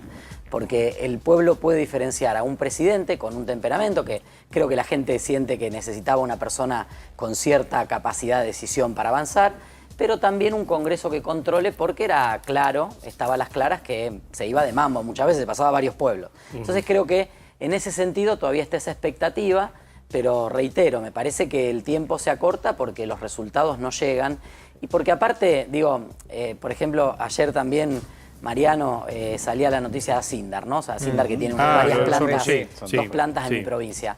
Tiene producción para los próximos 6 meses sin vender. O sea, viene una recesión brutal, eso va a incidir, va a impactar en el desempleo nuevamente. Ahora estábamos con empleo mal pago y 40% de empleo no registrado. Por eso me parece que los temas que se hablaban acá de ir hacia una modernización laboral, ir hacia un esquema donde podamos permitir que se registren los empleos, que haya más aportes, que contribuyan al sistema jubilatorio, son todas medidas importantes y nosotros estamos a disposición en el Congreso para discutirlo. ¿Pudiste hablar con Puyaro en estos tiempos en que hubo mucha agresión hacia los gobernadores? Digo, ¿cómo lo está asimilando él? ¿Va a estar mañana a la noche acá? Sí, va a estar. Va a estar. El único que va a faltar de los gobernadores de Juntos por el Cambio es el mendocino Alfredo Cornejo, porque está la vendimia, que es el Super Bowl de esa provincia. Sí, claro, por supuesto.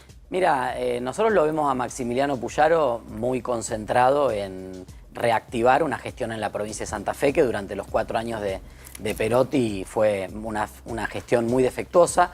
Por supuesto con dificultades, porque vos pensás que en Santa Fe el Fondo de Incentivo Docente representa el 10% de los salarios de los docentes y el retiro del Fondo Compensador de Transporte es el que ha hecho que haya tenido que aumentar el transporte interurbano 150%. Entonces, también en este ajuste compartido entre nación y provincias, son los gobernadores los que ponen la cara en cada una de las provincias con estas medidas, pero lo vemos muy concentrado, muy centrado en avanzar en la gestión. Se están reactivando muchos programas que se habían descontinuado, programas que inició Miguel Lifshitz, que vos habrás conocido también, claro. El Nueva Oportunidad, el Plan Abre, y creo que es una gestión que tiene muchísimo apoyo. ¿Está la Gendarmería? ¿Han reforzado el tema seguridad? Poco, la verdad que nosotros esperábamos más del operativo Bandera. Hubo una primer coordinación de coordenadas, de GPS, después en algún momento se retiraron algunos efectivos para traer acá para los operativos de seguridad en el Congreso. Creemos que hay que hacer una apuesta mucho más decidida y una inversión de recursos, y no solo Gendarmería, Mariano, vos sabés que Santa Fe tiene la misma estructura judicial que hace 20 años, y el delito complejo en Santa Fe no es el mismo que hace 20 años. Claro. Se ha complejizado en ciudades como Rosario, pero hoy también en otras localidades. Entonces, que estemos mendigando. Le pedimos a la ex vicepresidenta y le pedimos a esta vicepresidenta que ponga en marcha la comisión bicameral de la reforma del régimen procesal penal, porque Santa Fe es la próxima provincia que va a hacer esa modernización. La necesitamos. Necesitamos que se nombren los fiscales y los jueces y necesitamos que se creen los nuevos juzgados, porque con la misma estructura judicial se hace muy difícil. Entonces tenés un esfuerzo compartido de Poder Judicial, Poder Ejecutivo Nacional con las fuerzas federales, porque sabés que tenemos las rutas nacionales, el puerto, digo, competencias del gobierno nacional y obviamente las fuerzas de la provincia que hoy tienen una conducción política, que durante la época de Perotti no lo tuvieron y eso se notó muchísimo en el descontrol y se notaba en la calle, ¿no? Y ahora eso se está encauzando, lleva tiempo, por supuesto el gobierno provincial ha enfrentado a las bandas. Eso también tiene un costo, pero hay que ir por ese lado. ¿Sigue amenazado Puyaro o sigue recibiendo amenazas? Sí, claro, sí. Es una situación muy compleja, él ha tenido que trasladar a su familia, creo que a veces no tomamos dimensión. De tanto repetir que la situación de crisis en Santa Fe con la seguridad, perdemos dimensión y perdemos la dimensión de la responsabilidad que le toca al gobierno nacional. Muchas gracias, Pablo. Gracias. Gracias.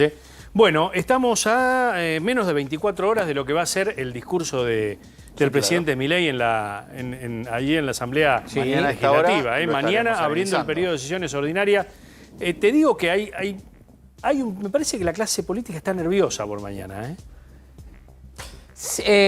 Yo creo que, por lo que yo tengo entendido, van preparados con la coraza de hierro, ¿no? Sabiendo, bueno, va a criticar, va a tener una postura muy fuerte contra el peronismo y hay que ver hasta dónde aguanta la paciencia. Lo que sí te digo es que, si bien Milei va a plantear un discurso anticasta, recordando la herencia, dando datos precisos de la situación con la que se encontró cuando asumió la administración pública, criticando duramente a Alberto Fernández, también del otro lado van a jugar.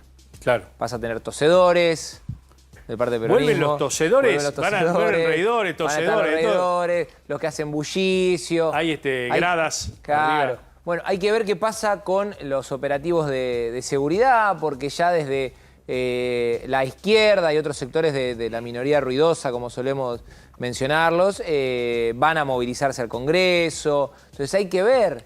Bueno, le decimos a la gente que vamos a estar acá, Sí, en claro. vivo. Vamos a estar acá en vivo nosotros, siguiendo la cadena nacional, que está pautada aproximadamente para las 20:30, 20:45. ¿no? Si la quiere extender hasta las 12, 11, no hay ningún nosotros problema. Estamos acá. Mientras el amigo Salinas consigue el catering mañana... No, pero olvídate, Salinas es especialista. Agustín Pérez y Alejandro Salinas consiguieron el catering. Negocio, Estamos bien para mañana. No solamente pelean por notas, pero lo que mejor hacen es negociar. Es el catering, exactamente. Bueno, Jorge Macri. Sí. Hoy estuvo en el barrio 31. Sí. ¿No? ¿Qué fue a presentar Jorge Macri? Lo que fue a mostrar fue cómo se desmantelaba una feria, por así decirlo, en la calle, ilegal, obviamente. Lo gracioso fue que mientras estaba contando lo que había realizado... Antes que cuentes eso, esa feria vende cosas robadas. Claro, por eso te digo. Vende cubiertas. Exactamente. Está bien que el gobierno de la ciudad la haya desmontado, porque es un nido de ratas. De ratas. Había arrancado, todos los operativos arrancaron por la noche, pero ¿qué fue lo gracioso para dar en contexto? Sí. Que Jorge Macri venía de forma, digamos, muy sutil criticando la gestión de su antecesor, Horacio Rodríguez Larreta, porque dicen, bueno, esto se tendría que haber desmantelado hace tiempo, pero nunca sucedió nada. Y en ese momento aparece una rata, ¿y cómo le decía Milei a Larreta? ¿Cómo le decía? La rata. No. ¿Tenemos el corte? ¿Por qué no se dio antes? No lo sé. ¿Por qué se hace hoy? Porque hemos verificado hechos ilegales.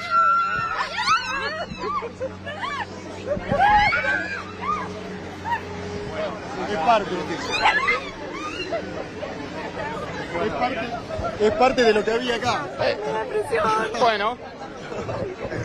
Apareció una rata, eso fue lo que pasó, por eso nos corrimos y ahora continúa la nota con Jorge Macri. Apareció una rata, obviamente, en esto de...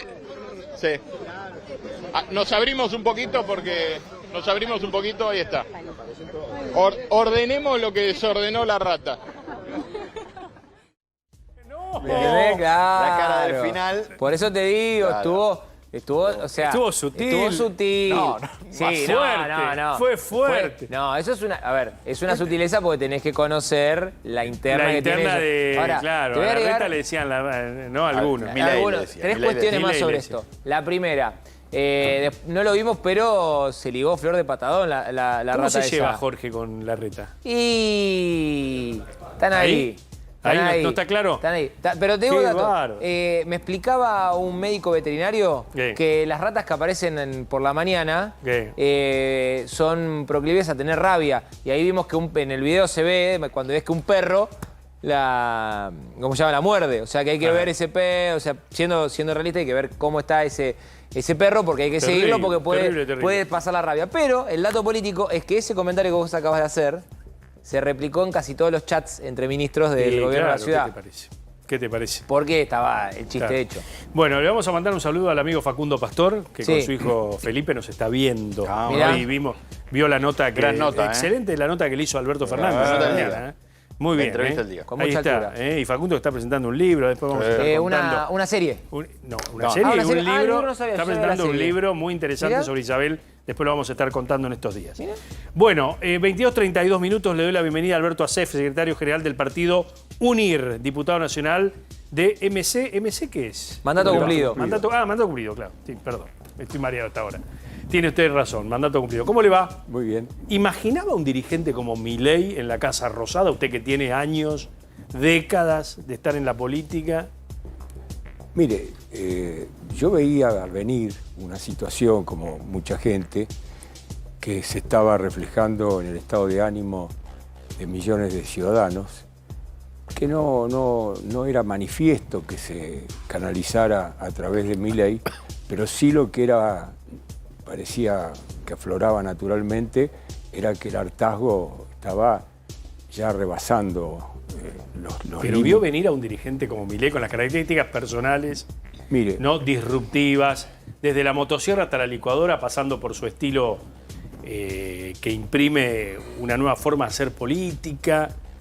Digo, es un emergente que yo creo que no la vio nadie. la dificultad que yo le veía a Milei era la falta de aparato en el territorio, sobre todo en el interior. Claro.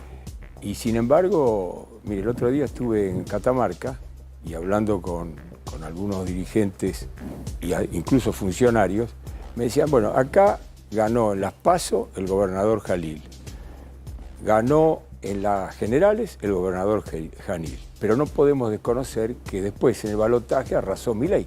Claro. Y ahí en Catamarca no hay aparato como en ninguna provincia y sin embargo tuvo un éxito rotundo que creo que representó Milei con esa disrupción de su lenguaje y con una palabra de 2 sílabas, la casta, marcó la cancha. Se cansó la gente de la política tradicional, Sí, se cansó la gente del es peronista, evidente, es evidente. del kirchnerista, del radical. Y porque se cansó, tiene aguante ahora. como decía usted recién, banca la parada porque estaba muy cansada. Claro, la gente está cansada. Pero tan cansada que banca la parada de esta situación A pesar difícil. de que le sale 7 lucas Claro, la carne, pero se lo pide. el Hoy, café 4 lucas y pico el instantáneo. Hoy había un periodista, colega de ustedes, que es muy conocido, Julio Bazán, que además es muy respetable. Sí, claro, Julio. Y respetado, que hacía preguntas a los que estaban haciendo la cola para cargar nafta. Y prácticamente unánime era, bueno, esto se veía venir. Bueno, ayer ocurrió un hecho histórico, que creo que hay que destacarlo.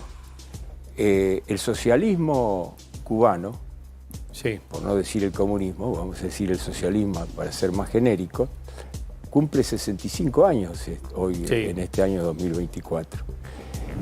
Y el ajustazo que hizo el presidente Díaz-Canel, de 500% del aumento de la nafta, más otros ajustes que fueron, evidentemente ya no tenía más aguante la situación económica de Cuba, demuestra el fracaso del socialismo.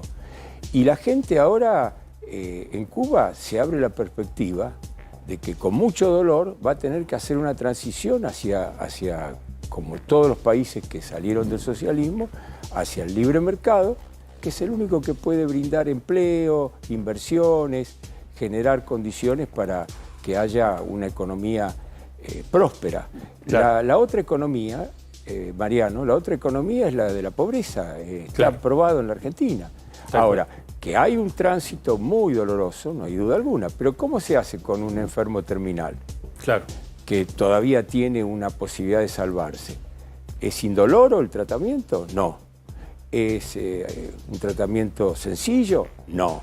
Sí, lo que pasa es que siempre, la metáfora está bien, lo que pasa es que en el medio vos tenés una heterogeneidad social, ya te doy Martincho, una heterogeneidad social muy grande. Vos tenés gente que a lo mejor tiene 1, 2, 3, 4 laburos, que el pasaje de colectivo se le fue de 50 a 300, que un clase media, media baja que la está arañando y se queda sin posibilidades de mandar los chicos al colegio.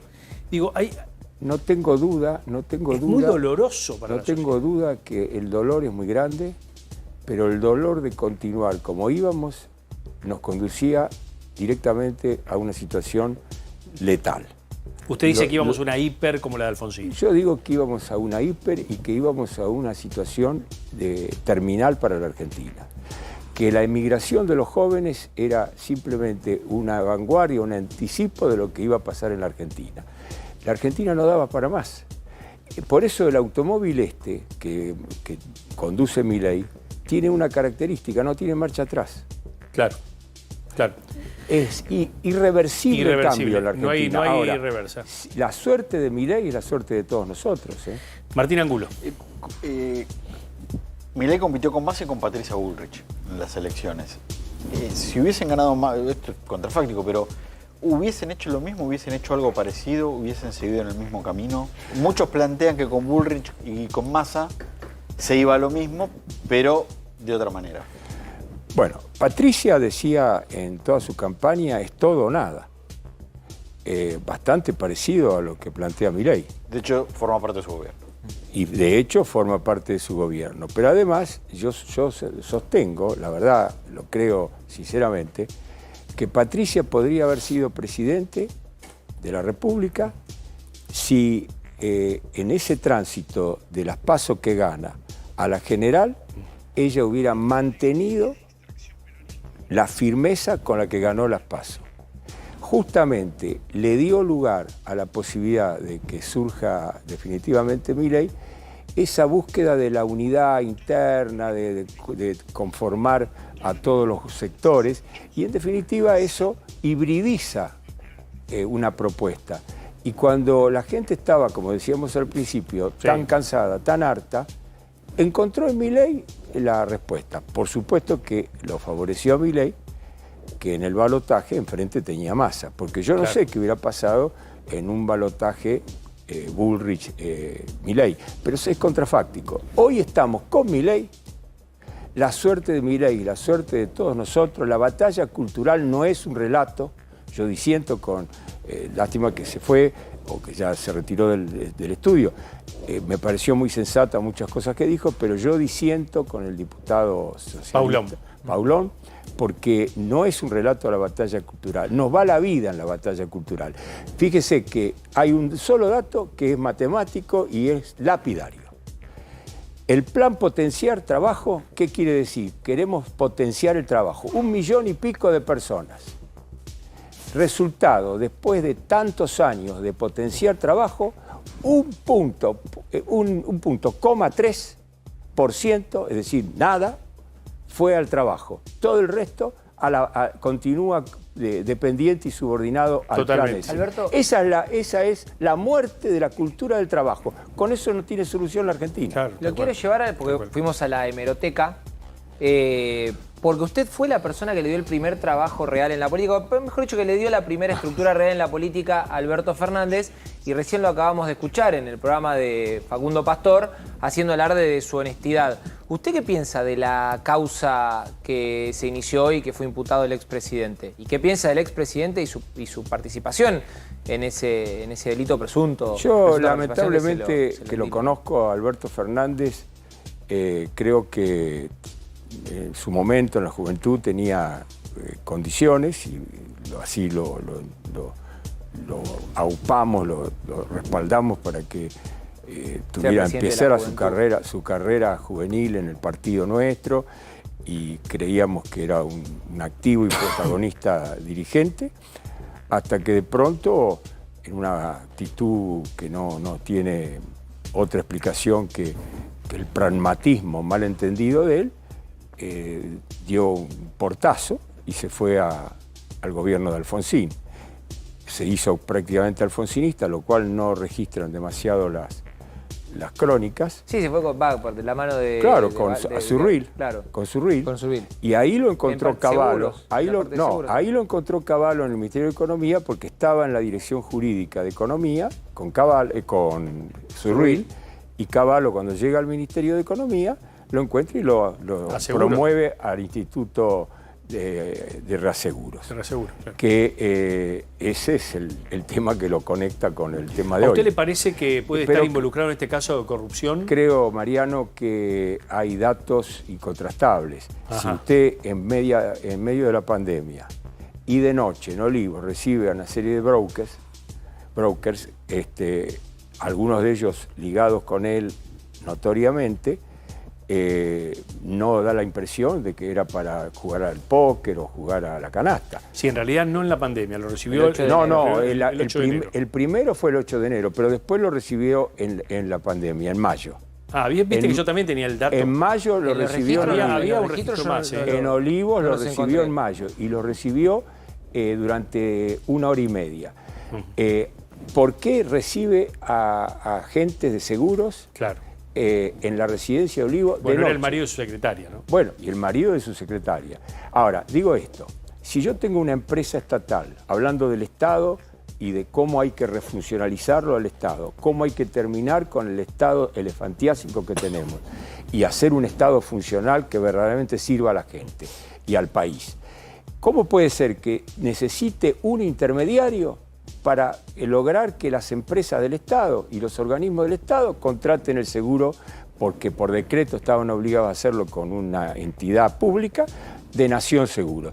Pero eso se hace con una secretaria de Nación Seguros que llama a todos los ministerios, una circular por correo electrónico: señores, de acuerdo al decreto hay que contratar, nosotros tenemos la oportunidad que le ofrece Nación Seguros. Si quieren buscar otra entidad pública, búsquenla, no va a haber muchas. Entonces, ¿por qué necesita pagar 17% de comisión? Pero eso es un monumental saqueo. Y nos quedamos cortos, puede ser más también. También. Puede ser más. Alberto, a mí me gustaría preguntarle cómo imagina que se va a rearmar el peronismo y sobre qué líderes en un futuro yo a esta altura le puedo decir que no soy peronólogo, ni se acabó esa etapa para mí. ¿Pero usted fue peronista? No. ¿Nunca? Nunca. ¿Usted viene del...? Fui aliado de Perón. De Perón. Del último Perón, el de la Unión Nacional. El que decía que había que producir por lo menos lo que se consumía, el que hablaba de productividad, el que hablaba con gran pragmatismo de la necesidad de buscar con la Unión Nacional un país institucionalizado, amigable con la ley, que echó a los montoneros y demás yerbas de la plaza. Con ese Perón nosotros hicimos un acuerdo que funcionó medianamente, su salud, como sabemos, terminó con él y con la presidencia, y después fue el descalabro que hubo con la siguiente situación. Pero ¿Y con el kirchnerismo cómo se llevó? No, nunca tuvimos nada que ver con el kirchnerismo, salvo al principio cuando creíamos que podía ser una posibilidad superior o superadora, mejor dicho, a lo que significaba un revival de Menem, pero la verdad es que Kirchner fue lo que sabemos, el éxtasis con la caja fuerte que mostró un video, demuestra lo que era Kirchner. Por eso, cuando se habla de Kirchner como si fuera un gran hombre, nada más que hay que acordarse de eso. Totalmente. Una persona que se extasía con una caja fuerte, bueno, es verdaderamente deplorable desde cualquier punto de vista. Alberto, gracias por su presencia. No, gracias a ustedes. Gracias, Y bueno, lo que necesita, aquí estamos, No, gracias a ustedes. Gracias. Bueno, nos estamos despidiendo, ya nos quedan segunditos. Mañana vamos a estar aquí en una transmisión especial, ¿no? Sí. Con motivo de la apertura de las sesiones ordinarias del Congreso. He perdido la cuenta, deben ser 100 y pico, ¿no? Ahora después lo buscamos. Vamos a estar acá. Mucha expectativa con el discurso. Sí, claro. Sí, totalmente. Mucha expectativa. Se habla de lo que una pasa sorpresa. dentro del recinto. Lo que pasa dentro del recinto. Fuera del recinto. Exacto. Quiénes van a ir, quiénes Exacto. no, las repercusiones posteriores. Exactamente. ¿A vos te quedó una línea de información en el tintero de algo de tribunales que vi por acá? Revolución Federal, ¿no se puede acercar a CFK? Sí, hoy, bueno, y que tiene que ver con lo de mañana también. En 10 segundos. El juez federal Marcelo Martínez de Giorgi le prohibió a los 3 integrantes de Revolución Federal acercarse a 200 metros de la expresidenta Cristina Kirchner, de su familia, del Instituto Patria y del Congreso de la Nación. Todo esto porque hace un tiempo atrás uno de los integrantes de Revolución Federal estuvo en el Congreso de la Nación. En la apertura, en la apertura de sesión. O en el traspaso. No, en el traspaso. Me parece que fue en el traspaso. Cuando asumió... Hubo tuits agresivos contra Máximo Kirchner y demás. Están procesados por incitación a la violencia, Jonathan Morel, Guerra y Sosa. Y hoy el juez ordenó eso, que no se puedan acercar. La querella de Cristina Kirchner pidió la indagatoria de la hermana del ministro de Economía. Muchachos, que descansen. Hasta mañana. Gracias. Hasta Y a mañana. ustedes, gracias por habernos acompañado. Si se informaron, mañana equipo de noticias en una transmisión especial por el periodo de sesiones ordinarias y el discurso de Milei. Gracias por habernos acompañado.